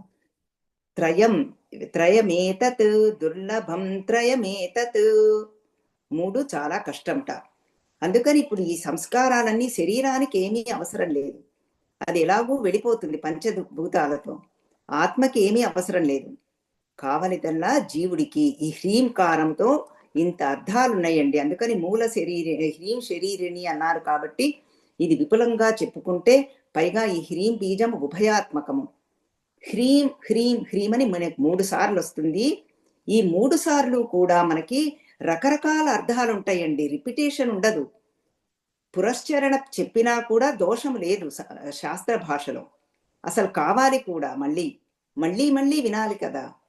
సో ఈ రకంగా మనం హ్రీం చెప్పేసుకున్నాము. శ్లోక పారాయణ కూడా అయిపోయింది. ఇప్పుడు మళ్ళీ ప్రథమ కూటమి సమాప్తమైందండి. ఇప్పటికీ కకార, ఏకార, ఈకార, లకార, హ్రీం బీజములు. ఇది ప్రథమ కూటమి, వాగ్భవ కూటమి. ఆ హ్రీం అని వచ్చినప్పుడు మనకి ఆ కూటమి ముగిసింది అని తెలుస్తుంది. ఇప్పుడు ద్వితీయ కూటమిలోకి ప్రవేశిస్తున్నాము. ఈ ద్వితీయ కూటమి 20వ శ్లోకం నుంచి మొదలవుతుంది. 300 నామములు, 59 శ్లోకములు. ఒక్కొక్క బీజాక్షరమునికి 20 నామములు ఉన్నాయి, 20 మంత్రములు ఉన్నాయి. 15 × 20 300 నామములు, 300 మంత్రములు. అదే లలిత త్రిశతి. ఆ బీజాక్షరముల యొక్క వివరణ. పంచదశి మహామంత్రము 15 అక్షరముల బీజాక్షరములు. బీజములు ఉన్న బీజాక్షరములు, అక్షరములు నాశనము లేనిది. వాటి యొక్క వివరణ మనం చెప్పుకుంటున్నాము. ఇప్పుడు హకారంతో మొదలయ్యేదండి కామరాజ కూటమి. కూటమి అంటే సముదాయము. ఈ మంత్రముల యొక్క బీజాక్షరముల యొక్క సముదాయము హకారంతో మొదలవుతున్నది. హకార రూప హలదృక్పూజిత హరిణేక్షణ హరప్రియ హరారాధ్య హరిబ్రహ్మేంద్ర వందిత హయారూఢ సేవితాంఘ్రి హయమేధ సమర్చిత హర్యక్షవాహన హంసవాహన హతదానవ హత్యాదిపాప శమని హరిదశ్వాది సేవిత హస్తి కుంభోత్తుంగకుచ హస్తి కృత్తి ప్రియాంగన హరిద్రా కుంకుమాదిగ్ధ హర్యశ్వాద్యమారార్చిత హరికేశ సఖి హాది విద్య హాలామదాలస. అంటే మనకి 20వ శ్లోకం నుంచి 23వ శ్లోకం దాకా ఉన్న నామములు మీరు వింటూనే ఉన్నారు కదా. హకారముతో మొదలవుతున్నాయి. చాలా తేలికగా అనుసంధానం చేసుకోవచ్చు. నేను మళ్ళీ మళ్ళీ చెప్తున్నాను, చూసినంత మాత్రముననే మీరు పసిగట్టయ్యచ్చు. ఇది లలితా త్రిశతి, లలితా త్రిశతి, ఇక్కడ బీజాక్షరం వస్తోంది అని. హకార రూప, ఈకార రూప, కకార రూప, హ్రీంకార రూప అని చక్కగా మీరు ఎర్రసిరాతో అండర్లైన్ చేసుకున్నాను అనుకోండి, ఇదే మన సాధన. అంటే మనకి తెలిసిపోతూ ఉంటుంది, ఓహో బీజాక్షరం మొదలవుతోందన్నమాట. ఈ బీజాక్షరం యొక్క వివరణ అన్నమాట అని తెలుసుకుంటూ ఉంటాము. ఆ తెలుసుకుంటూ చేసే తల్లియే అమ్మవారు. ఆ జ్ఞానాన్ని ఇస్తోంది తల్లి మనకి. అందరం సాధకులమండి. అందరం భక్తులము. తెలుసుకుంటున్నాము. ఇలా చెప్తూ నేను చాలా తెలుసుకుంటున్నాను. హకార రూప. ఆ హకారమే అమ్మవారి యొక్క రూపము. ఇది కామరాజ కూటమిలో మొదటి బీజాక్షరము. ఆ 15 బీజాక్షరాలు చూసుకుంటే 6వ బీజాక్షరము. ఆవిడ ఆ రూపం గల తల్లి హలదృక్ పూజిత. ఎవరు పూజిస్తున్నారట? హలదృక్ అంటే నాగలి చేతిలో ఉన్న బలరాముడు పూజ చేస్తున్నట్ట అమ్మవారిని. హరినేక్షణ లేడి చూపులు గల తల్లి. అంటే లేడీ అంటే ఇంగ్లీష్ లేడీ కాదండి. డియర్. మన లేడీ అంటే మన హరిణం. సంస్కృతంలో హరిణము, లేడీ తెలుగులో లేడీ, డియర్ ఇంగ్లీష్లో. హరిణే. మళ్ళీ డియర్ అంటే భార్యాభర్తలు డియర్ అంటారు, మీకు అర్థమైపోయింది. హరిణ ఈక్షణ, లేడీ లాంటి చూపులు. అంటే చంచలంగా చూస్తూ సర్వ ప్రపంచాన్ని గమనిస్తోంది, సర్వ విశ్వాన్ని. ప్రపంచం విశ్వం. అందుకని విశాలాక్షి అమ్మవారికి. ఆ అక్షి చూపులతో అందరినీ గమనించుకుంటూ ఉంటోంది. ఈ చూపులకి చాలా ప్రాధాన్యత ఉందండి. అందుకనే శంకరాచార్యుల వారు సౌందర్య లహరిలో 10 శ్లోకాలు రాస్తారు అమ్మవారి యొక్క ఈక్షణ శక్తికి, ఆ దృష్టికి, కనులకి. రకరకాలుగా పోలుస్తూ, రకరకాలుగా సాధన చెప్తూ సిద్ధాంతంలోకి తీసుకెళ్తారు. ఇంకా మూక పంచశతిలో అయితే చెప్పనే అక్కర్లేదు. అమ్మవారి యొక్క దృష్టి గురించి 100 శ్లోకాలు రాశారు మూక కవి. మీరందరూ నేర్చుకుంటున్నారు. చాలా ధన్యులం మనందరం కూడా. ఆ మూక పంచశతి ఇప్పుడు మన స్తుతి శతకములో ఉన్నాము. అమ్మవారిని స్తుతించడానికి 100 శ్లోకాలు. అలా మనకి పాదారవింద శతకం, పాదార గురించి 100 శ్లోకాలు. కటాక్షము తర్వాత మన కనుల గురించి 100 శ్లోకాలు రాశారు మూక కవి.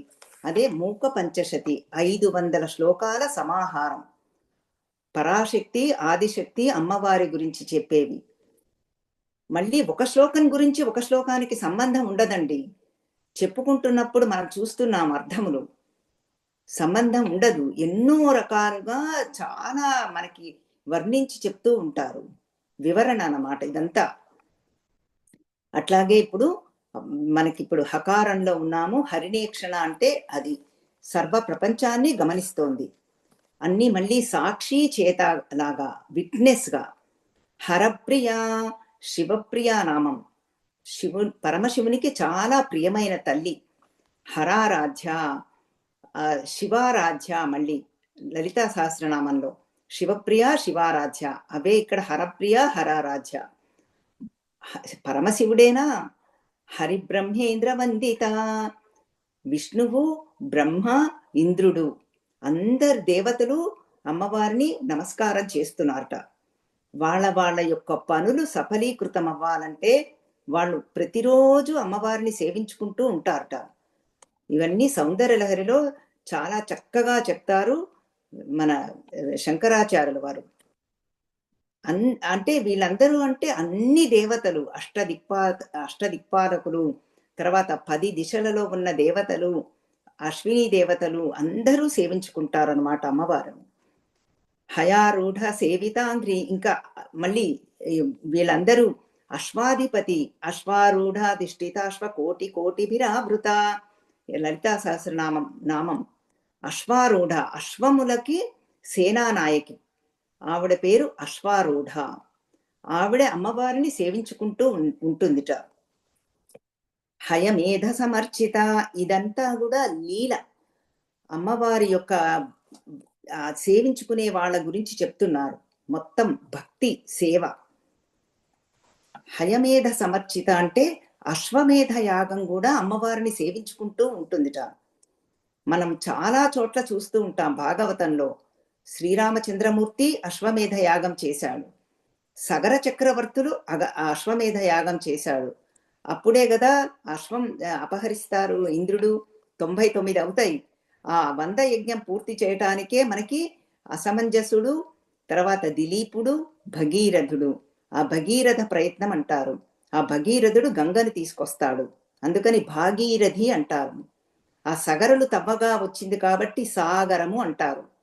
ఆ రకంగా అందరూ అశ్వమేధ యాగమే అమ్మవారిని పూజించుకుంటూ ఉంటుందిట. హర్యక్ష వాహన, హంస వాహన, ఇవి రెండు చాలా అద్భుతమైన నామాలండి. హర్యక్ష వాహన అంటే సింహ వాహన, అది దుర్గాదేవి. హంస వాహన అంటే సరస్వతీదేవి, బ్రాహ్మీ శక్తి. హంస వాహన, రెండు కూడా వాహనాలు. అంటే దుర్గాశక్తి మనకి ఏది దుర్గమము అయిన దాన్ని తేలికగా చేస్తుంది, సుగమము. హంసవాహన సరస్వతీదేవి జ్ఞానస్వరూపిణి, చక్కగా జ్ఞానమునిస్తుంది. తర్వాత హంస అంటే అనేక అర్థాలున్నాయి. గమనము, సూర్యుడు, ప్రాణం. అందుకని జీవుడు హంస అంటే. హంస అంటే ఊపిరి. అజపా గాయత్రి, హంస గాయత్రి అంటారు. ఈ రకంగా రెండు వాహనములు, సింహవాహనము, తర్వాత హంసవాహనము. ఆ వాహనములతో ఎక్కి అమ్మవారు ఏం చేస్తుందిట? హతదానవా, అందరి రాక్షసులని సంహారం చేస్తుందిట. ఇంకా రాక్షసుల లిస్టు మనకి చాలా ఉంటుంది. దేవి సప్తశతిలో అయితే ఎంత పెద్ద లిస్టో. భండాసురుడు లలితా సహస్రనామంలో, మహిషాసురుడు, చండ ముండ శుంభ నిశుంభులు అన్నిటినీ సంహారం చేసేది. ఇదంతా ఎక్కడో ఉన్నారు అనుకోకండి, మనలోనే ఉన్నారు. అండి అనే మాట ఇవాళ చాలా వస్తుంది. సంగీతాజీ is here, she learned that అండి అనే మాట yesterday. She might now connect to that. హాజీ అని హిందీలో అనేది అని మనం అనుకుంటూ ఉంటాం. ఎందుకో స్ఫురణలోకి వచ్చింది. కొంత కొంత మనకి కావాలి కదా. ఇవన్నీ మనలో ఉన్నవే. ఆ నెగిటివిటీసు, భండాసురుడు, మహిషాసురుడు మనలోనే ఉన్నాయి. ఎప్పుడైతే కామ, క్రోధ, లోభ, మోహ, మదమాత్సర్యములు, అహంకార, మమకారములు, రాగద్వేషములు ఇవన్నీ వచ్చాయంటే భండాసురుడు వచ్చినట్టే. తర్వాత చక్కటి చిరునవ్వు, సహాయం చేసేది, సత్వగుణం వచ్చిందంటే అమ్మవారు మనకి స్ఫురణలోకి వచ్చిందనమాట. ఆ దయా, కరుణ. అందుకని హతదానవ. హత్యాది మరి ఇంకా ఏం చేస్తుంది ఆవిడ?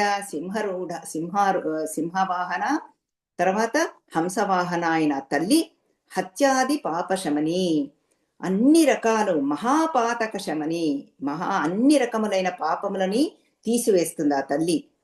హరిదశ్వాది సేవిత, ఇందాక చెప్పారు కదా బలరాముడి చేత పూజింపబడుతుందని. ఆకుపచ్చ రంగు అశ్వములు కల ఇంద్రాది దేవతలు కూడా సేవించుకుంటారట. హస్తి కుంభోత్తుంగ కుచ, ఇది చాలా గొప్ప మంత్రము, నామం అండి. మాతృస్వరూపాన్ని చూపిస్తున్నారు ఇక్కడ. ఇంతదాకా అమ్మవారిని దయాస్వరూపము ఎన్నో రకాలుగా చూపించారు. ఫస్ట్ టైం మాతృస్వరూపాన్ని ఇంట్రడ్యూస్ చేస్తున్నారు. అందుకని కుచములు అంటే స్తనములు చెప్తున్నారు. ఆ స్తనములు ఎలా ఉన్నాయట? మనకి హస్తి అంటే ఏనుగు ఒక్క మనకి ఉంటుంది చూసారా, కుంభం.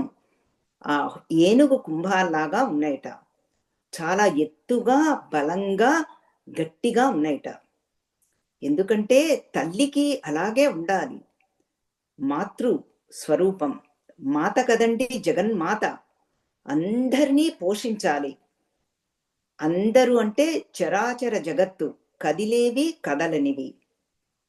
వృక్షములు, స్థావరములు, క్రిమికీటకములు, తర్వాత పశుపక్షాదులు, అనేక రకమైన జీవులు, సరీసృపములు.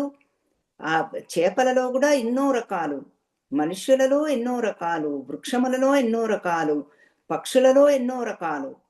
84 లక్షల జీవరాశులకి అమ్మవారు అన్ని సమకూర్చుతుంది. అందుకని మాతృదేవత, మాతృస్వరూపం, జగన్మాత. అది చూపిస్తున్నారు మనకి. హస్తి కుంభోత్తుంగ కుచ, హస్తి కృత్తి ప్రియాంగన.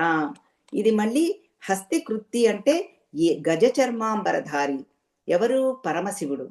ఆయనకి ఏనుగు చర్మం ధరించటం అంటే అతి ప్రీతిట. శివపురాణంలో కథ ఉందండి. ఆ కథ జోలికి మనం వెళ్ళొద్దు. ఎందుకు వేసుకుంటాడు అనేది ఆ భక్తుడైన ఆ హస్తి ఏనుగు ప్రార్థిస్తాడట, నువ్వు ఎప్పుడూ కూడా నా నన్ను నేను నీ దగ్గరే ఉండాలి అని భక్తుల ప్రార్థన ప్రకారం అయ్యవారు ఈ గజ చర్మాన్ని ధరిస్తారట.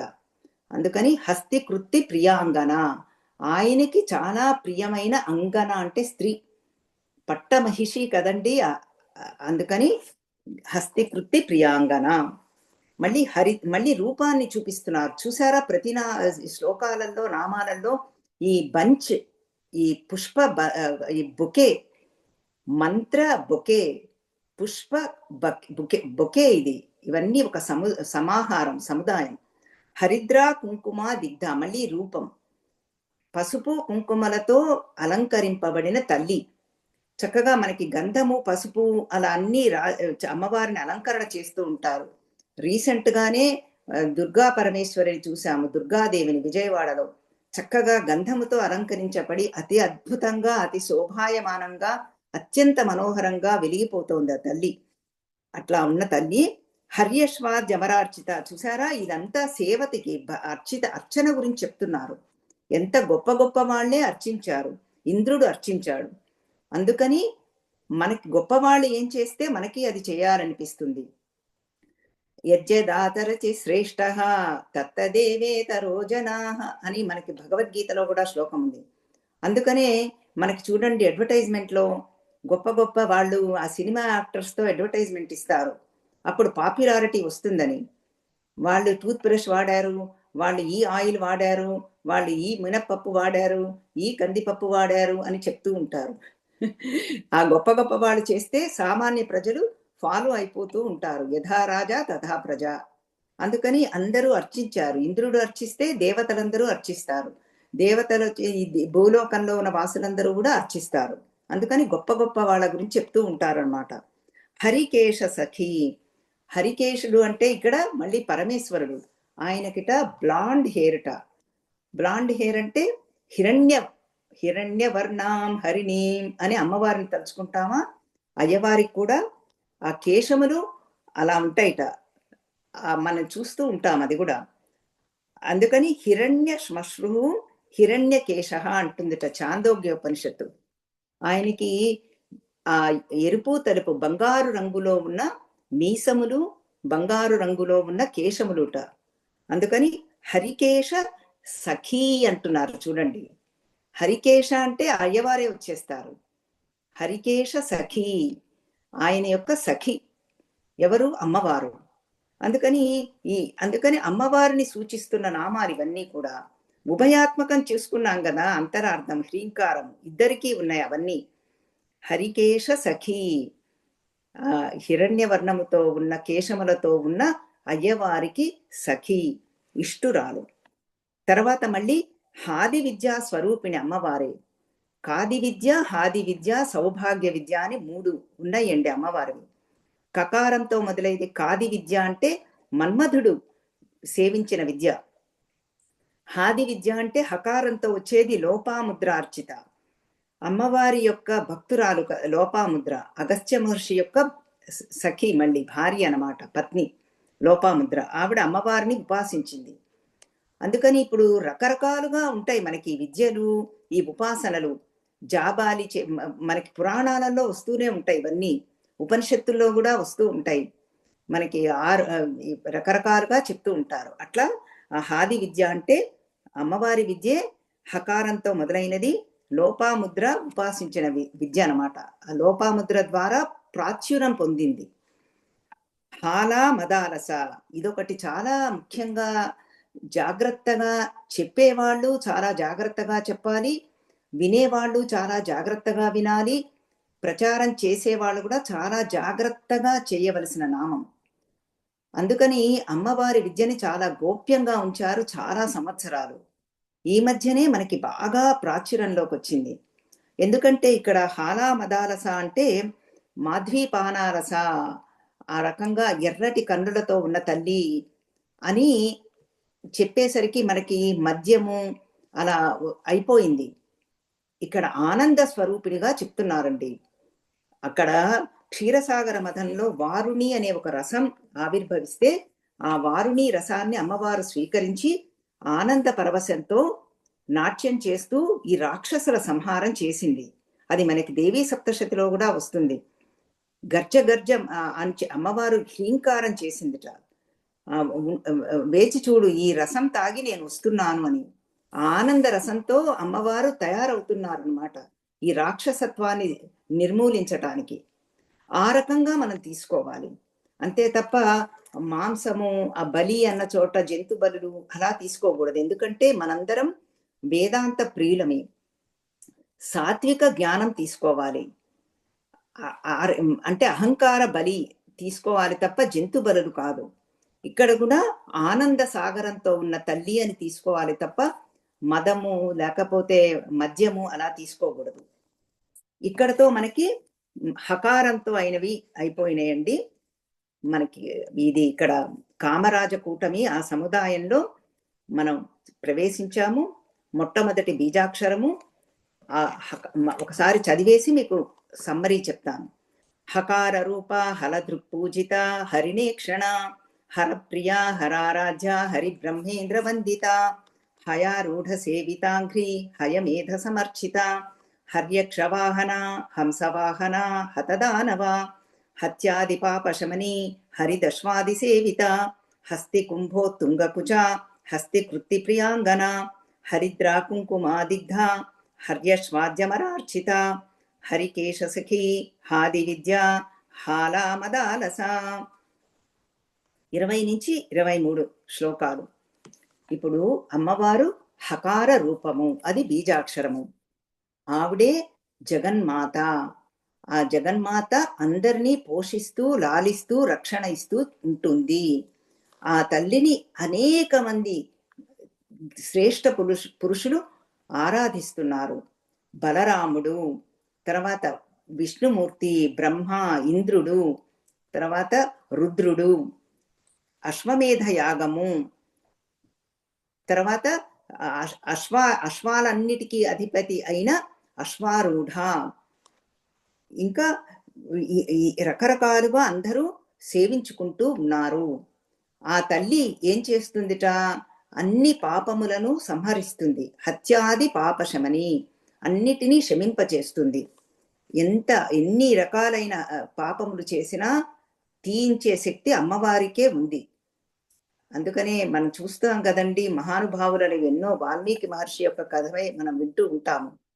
ఎన్నో చేసినా కూడా మళ్ళీ ఎంతో భక్తుడైపోయి శ్రీమద్ రామాయణం రచించాడు.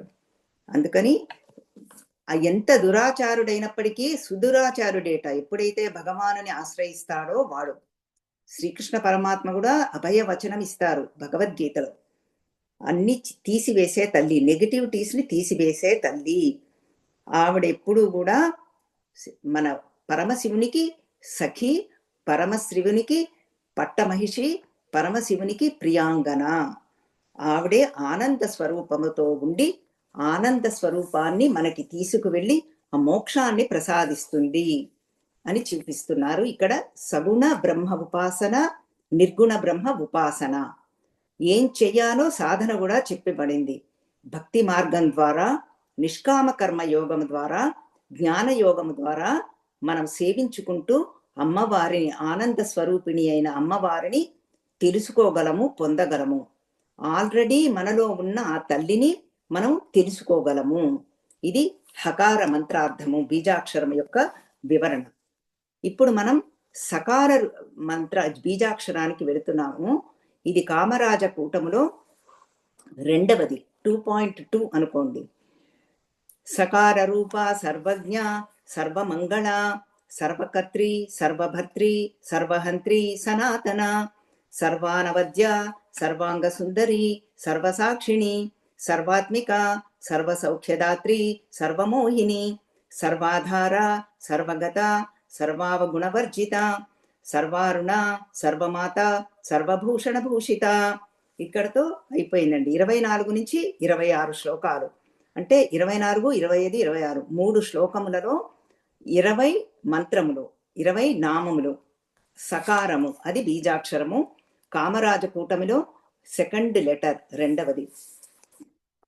సకార రూప అక్కడతో మొదలవుతుంది, చూసారా? ఆ రూపమే సకార రూపం కలది. ఆ పరదేవతని సూచిస్తోందండి ఇవన్నీ కూడా. ఈ బీజాక్షరాలతో మనం తెలుసుకోగలిగింది పరదేవత. ఇప్పుడు ఇవన్నీ కూడా మనకి కొన్ని లలితా సహస్రనామంలో కూడా వస్తూ ఉంటాయి. సర్వజ్ఞ సర్వేషి సర్వమంగళ. జ్ఞ అంటేనే తెలుసుకునే తల్లి, అన్నీ తెలిసిన తల్లి, జ్ఞాన స్వరూపం. సర్వ సర్వ సర్వ అంటే సమస్తము, ఏది వదలకుండా అశేషంగా. అందుకని సర్వతో వస్తున్నాయి ఇవన్నీ. అన్నీ తెలిసిన తల్లి, సర్వజ్ఞుడు, సర్వవిధుడు, జ్ఞానస్వరూపము పరమేశ్వరుడు. సర్వజ్ఞ, సర్వేషి అన్నిటికీ ఈశ ప్రభువు ఆవిడ. ప్రభి అన్నారు అందుకని. అంతర్యామి, నియామకురాలు. సర్వమంగళ, అన్ని మంగళప్రదంగా చేస్తుంది తల్లి. ఆవిడే మంగళప్రద స్వరూపురాలు. సర్వమంగళాదేవిని చాలా మంది అర్చించుకుంటూ ఉంటారు. వివాహ సమయంలో కూడా ఈ సర్వమంగళాదేవి పూజ చేస్తారు, గౌరీ పూజ అంటారు. ఈవెన్ భాగవతంలో రుక్మిణీదేవి కూడా చేస్తుంది. అప్పుడే కదండి సందేశం పంపిస్తుంది మనకి శ్రీకృష్ణ పరమాత్మకి. చాలా అద్భుతమైన ఘట్టం అది.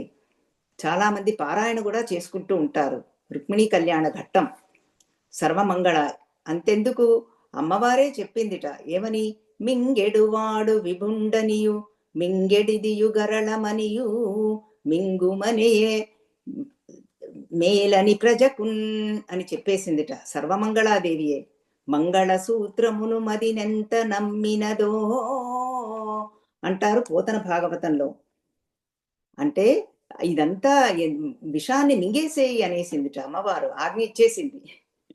ఆ తీసుకునే ముందర అయ్యవారు అమ్మవారి పర్మిషన్ కావాలి. అందుకని అమ్మవారి ఇంకా ఒక్కసారి చూశారట.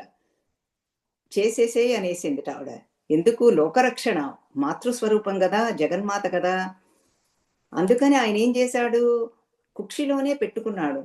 బయటికి వెదజల్లలేదు, లోపలికి తీసుకోవాలా. వెదజల్లితే మళ్ళీ సంహారమే ఆ విషం. లోపలి చూస్తే చరాచర జగత్తు ఉంది ఆయన యొక్క ఉదరంలో. అందుకని ఇక్కడ పెట్టుకున్నాడు, శ్రీ నీలకంఠుడయ్యాడు. ఎందుకంటే ఈ కథలలో ఒక సారాంశం ఉందండి మనకి, మెసేజ్. ఆ మెసేజ్ ఏంటి, keep the negativities here, don't throw it outside. Outside కక్కేసామనుకోండి కోపాన్ని, అంతే, అందరూ శత్రువులే అవుతారు. ఇక్కడ పెట్టుకుంటే అందరూ మిత్రులే. అదే మళ్ళీ లోపల పెట్టుకుంటే మనలో యాంగ్జైటీ, లోపల if you keep it inside then అగ్ని నెగటివిటీస్ అవన్నీ బద్దలైపోతాయి ఒక్కరోజు. అట్లా అయిపోతుంది. అందుకని సర్వమంగళ, మంగళ స్వరూపురాలు తల్లి, అన్ని శుభకరము సుఖకరము చేసేస్తుంది. సర్వకర్త్రి సర్వభర్త్రి సర్వహంత్రి, అన్నీ చేసే తల్లి ఆవిడే. మొత్తం సృష్టి స్థితి లయలు చేస్తూ భరిస్తూ ఉంటుంది. అన్ని లయస్వరూపిణి అంటే సృష్టి స్థితి లయకారిణిగా చూపిస్తున్నారు. సర్వకర్త్రి సర్వభర్త్రి సర్వహంత్రి. అందుకనే చెప్పుకున్నాం కదా బ్రహ్మ విష్ణు రుద్ర స్వరూపమని. ఆ సృష్టి స్థితి లయ స్వరూపిణి, సర్వము సమస్తము చరాచర జగత్తును. అందుకని ఈవిడ మరి ఇప్పుడు సృష్టి చేసేటప్పుడే ఉందా, ఆ సృష్టిలో ఉందా, లయములు చేసేటప్పుడే ఉంటుందా అంటే కాదుట. సనాతన, ఎటర్నల్, శాశ్వత స్వరూపము, ఎప్పుడూ ఉండే తల్లి, ఎప్పుడూ అన్నిటిలో అంతటా ఉండే తల్లి. భూత భవిష్యత్ వర్తమాన కాలములలో కాలాతీత స్వరూపిణి, కాలములకు అతీతంగా ఉన్న తల్లి అని చెప్తున్నారు. సర్వానవద్య సర్వాంగ సుందరి సర్వసాక్షిణి సర్వాత్మిక సర్వసౌఖ్యదాత్రి సర్వసమ్మోహిని. సకారం కదండి, ఈ సకారంతో కూడా లలితా సహస్రనామంలో వచ్చేవి చాలా ఉంటాయి అన్నమాట. అనవద్య, ఏ రకమైన అవద్య, అవద్య అంటే జడం, అవద్య అంటే జడం, విద్యారహిత. అనవద్య అంటే చైతన్యపూరితం, ఆ జడులని చైతన్యవంతంగా చేస్తుంది. విద్యారహితులని విద్యావంతులుగా చేస్తుంది. జ్ఞానహీనులని జ్ఞానవంతులుగా చేస్తుంది. అందుకనే మనం సరస్వతి ఆరాధ్యం చేస్తాము, అక్షరాభ్యాసము అంటాము. సర్వము అన్ని, సర్వాంగ సుందరి, అంగములన్నీ కూడా అంత సాముద్రికా శాస్త్ర ప్రకారంగా అన్ని చక్కగా ఉన్న తల్లి, అవయవములన్నీ. ఇదే మనకి సుందరకాండలో వస్తుంది. ఎప్పుడైతే హనుమంతుల వారు అమ్మవారిని సీతామాతని చూస్తారో అప్పుడు రామకథని చెప్తారు మిథిలా భాషలో, అమ్మవారికి తెలిసిన భాషలో. అయితే అమ్మవారికి సంశయం వస్తుంది, ఇతడు మళ్ళీ రావణాసురుడే ఈ రూపంలో వచ్చాడా అని. అప్పుడు అమ్మవారు అడుగుతుంది, శ్రీరామచంద్రుణ్ణి వర్ణించు అని అంటుంది. శ్రీరామచంద్రుణ్ణి రావణాసురుడు వర్ణించలేరు, అసుర స్వభావం అది, భక్తులే వర్ణించగలరు. అప్పుడు సాముద్రికా శాస్త్ర ప్రకారము ఆజానుబాహుం అరవింద దళాయతాక్షం శ్రీరాఘవం అనుకుంటూ వర్ణిస్తారు మనకి హనుమంతుల వారు.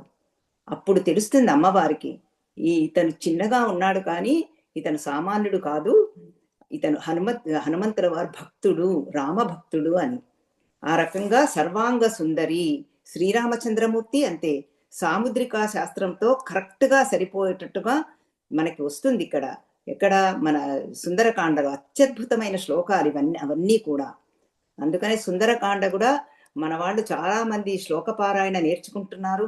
అది ఒక 10-15 ఏళ్ల ప్రాజెక్ట్, అది మొదలు పెట్టాము. ఇప్పుడు 12వ సర్గలో ఉన్నాము. 12 నిన్ననే ముగించుకున్నాము, 13వ సర్గలో ప్రవేశించాము. 69 సర్గలు, సుమారుగా 3000 శ్లోకములు. సర్వసాక్షిణి, అన్నిటికీ విట్నెస్, లైక్ సూర్య భగవానుడు ఉదాహరణ, like sun god. Everything is witnessing, everything is happening, సమక్షంలో అన్నీ జరిగిపోతూ ఉంటాయి. సర్వాత్మిక, అందరిలోనూ ఆత్మస్వరూపంగా ఉన్నదా తల్లి, అంతర్యామి, అందరిలో ఉన్న తల్లి కానీ మనకి తెలియట్లేదు. అందుకనే ఈ నామాలు, ఈ వివరణ. సర్వ సౌఖ్యదాత్రి, అన్ని సుఖములు కలగజేసే తల్లి. దా అంటే ఇచ్చునది, అన్ని సుఖములు ఇస్తుంది, అన్ని మంగళములు ఇస్తుంది. ఎందుకనే మంగళ స్వరూపురాలు, సౌభాగ్య స్వరూపురాలు, సౌందర్యవతి. సర్వమోహిని, అన్నిటినీ మళ్ళీ వీటిల్లో కూరుకొని పోయామనుకోండి, మల్టీ మిలియనర్ అవగానే అయిపోతుంది ఎంజాయ్మెంట్. అదే తులసీదాస్ అంటారు, ధనం ధనం ధనం అంటారు, ధనం వస్తే ఏం చేస్తారయ్యా, వరల్డ్ టూర్, కెసినో టూర్, లేకపోతే ఈ టూర్ ఆ టూరు అయిపోయింది, అదే చేస్తారయ్యా అంటారు తులసీదాసు. అందుకని మోహింపచేసేది ఆవిడే. ధనార్జన ఎప్పుడు కూడా చక్కగా సంపాదించాలి, ధర్మం కోసం ఉపయోగించాలి, అది మన శాస్త్రం చెప్తున్నది. ధనం సంపాదించదని ఎప్పుడూ ఎక్కడా ఎవ్వరు చెప్పలేదండి. అసలు ధనం బాగా సంపాదించాలని చెప్తుంది తైత్తిరీయ ఉపనిషత్తు. మా వారు చెప్పబోతున్నారు తైత్తిరీయ ఉపనిషత్తు. సోమవారం చెరువు సుబ్రహ్మణ్యం గారు వస్తుంది, అది మీకు అనౌన్స్మెంట్. అది ఆ ఉపనిషత్తులో చెప్తారు, గ్రాడ్యుయేషన్ స్పీచ్ గురువు గారు. మీరు బాగా డబ్బు సంపాదించండి, అన్ని కళాశాలలు నిర్మించండి, వైద్యశాలలు నిర్మించండి, అందరికీ చదువు చెప్పించండి, అందరికీ అన్నదానం చేయండి. మాలాంటి గురువులు వస్తే చిరునవ్వుతో రిసీవ్ చేసుకోండి, సత్రములు నిర్మించండి అందరూ ఉండడానికి. ఒకవేళ మీకు ఈ ధనం సంపాదించాలని కోరిక లేదు, అదే మనకి నివృత్తి అంటారు. మొన్ననే ఒక అమ్మగారు అడిగారు ప్రవృత్తి నివృత్తి అని. ప్రవృత్తి అంటే ఈ ధనార్జన అందులో ఉండటం, నివృత్తి లేదు ఇవన్నీ నాకొద్దు, శుకమహర్షిలాగా. అప్పుడు మీరు సన్యాస దీక్ష తీసుకుని ఈ జ్ఞానాన్ని అందరికీ బోధ చెయ్యండి, స్వాధ్యాయం చేయండి. స్వాధ్యాయ ప్రవదినాభ్యాం న ప్రమదితవ్యం.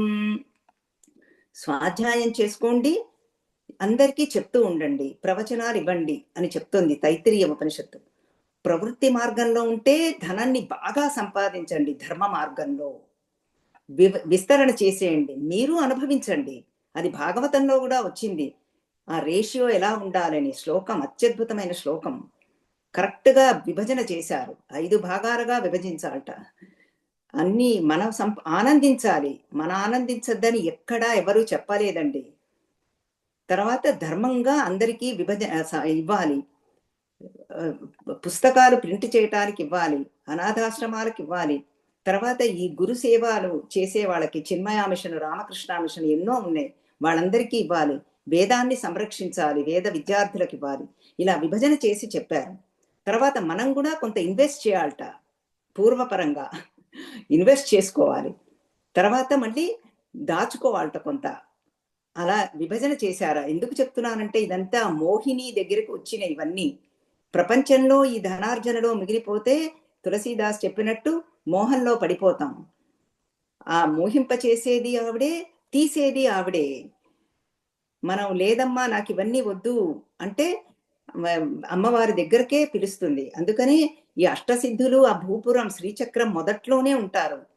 అబ్బా ఇవన్నీ కావాలి మాకు ఈ సిద్ధులంటే, ఓహో వెళ్ళిపోండి ప్రపంచంలోకి వెళ్ళండి. లేదు అమ్మే కావాలి అనంటే ఆ లోపలికి లాగేస్తారట బిందు దగ్గర. ఆ బిందువురే శివపార్వతులిద్దరూ ఉంటారు. అది సర్వమోహిని. ఇప్పుడు ఇంకా ఒక శ్లోకం ఉంది. సర్వాధార సర్వగత సర్వావగుణవర్జిత సర్వారుణ సర్వమాత సర్వభూషణ భూషిత. అన్నిటికీ ఆధారం ఆవిడే. తర్వాత అన్నిట్లో అంతా వ్యాపించేసింది సర్వగత. ప్రపంచ రూపంలో అన్ని అవగుణాలని తీసివేస్తుంది. ఆవిడలో లేవు తీసివేస్తుంది, భక్తులలో దోషములు దోషబుద్ధి తీసివేస్తుంది. సర్వ అన్ని అరుణ రంగులో ఉన్నది. సర్వమాత సర్వమునకు తల్లి ఆవిడ, అందరికీ తల్లి జగన్మాత. సర్వభూషణ భూషిత, అన్నీ అలంకారమే కదండి తల్లికి. మనం ముందరే చెప్పుకున్నాము.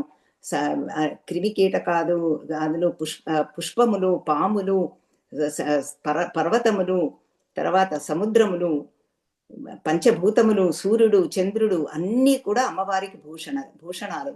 అందుకని సర్వము భూషణములు అలంకరింపబడిన ఉన్న తల్లి. అందుకని సర్వ అని చెప్పి సకార రూపంతో చెప్పారు. సకార రూప సర్వజ్ఞ సర్వేషి సర్వమంగళ సర్వకర్త్రి సర్వభర్త్రి సర్వహంత్రి సనాతన సర్వానవద్య సర్వాంగ సుందరి సర్వసాక్షిణి సర్వాత్మిక సౌఖ్యదాత్రి సర్వమోహిని సర్వాధార సర్వగత సర్వావగుణవర్జిత సర్వారుణ సర్వమాత సర్వభూషణ భూషిత. అంటే ఈవిడ ఎప్పుడు ఉన్న తల్లి, సనాతన. ఆ తల్లి సృష్టి స్థితి లయకారిణి సకార రూపంలో ఉంటుంది. ఆ తల్లికి సమస్తము తెలుసు, సమస్తముకు ప్రభువు ఈశ్వరి. తర్వాత సర్వమంగళ స్వరూపురాలు. తర్వాత అత్యంత సౌందర్యవతి. ఏ రకమైన దోషములు లేవు, దోషములన్నీ తీసివేస్తుంది, దోషబుద్ధిని తీసివేస్తుంది. సర్వమునికి ఆధారము ఆ తల్లి. చక్కగా ఎర్రటి కాంతితో ప్రకాశిస్తూ ఉంటుంది. సర్వమునకు మాత ఆ తల్లి, సర్వమాత జగన్మాత. అటువంటి ఆ తల్లికి నమస్కారం చేసుకుంటూ ఇవాళ మనం ముగించుకుందాము. ఓం శ్రీమాత్రే నమః. హరి ఓం శ్రీ గురుభ్యో నమః. హరి ఓం.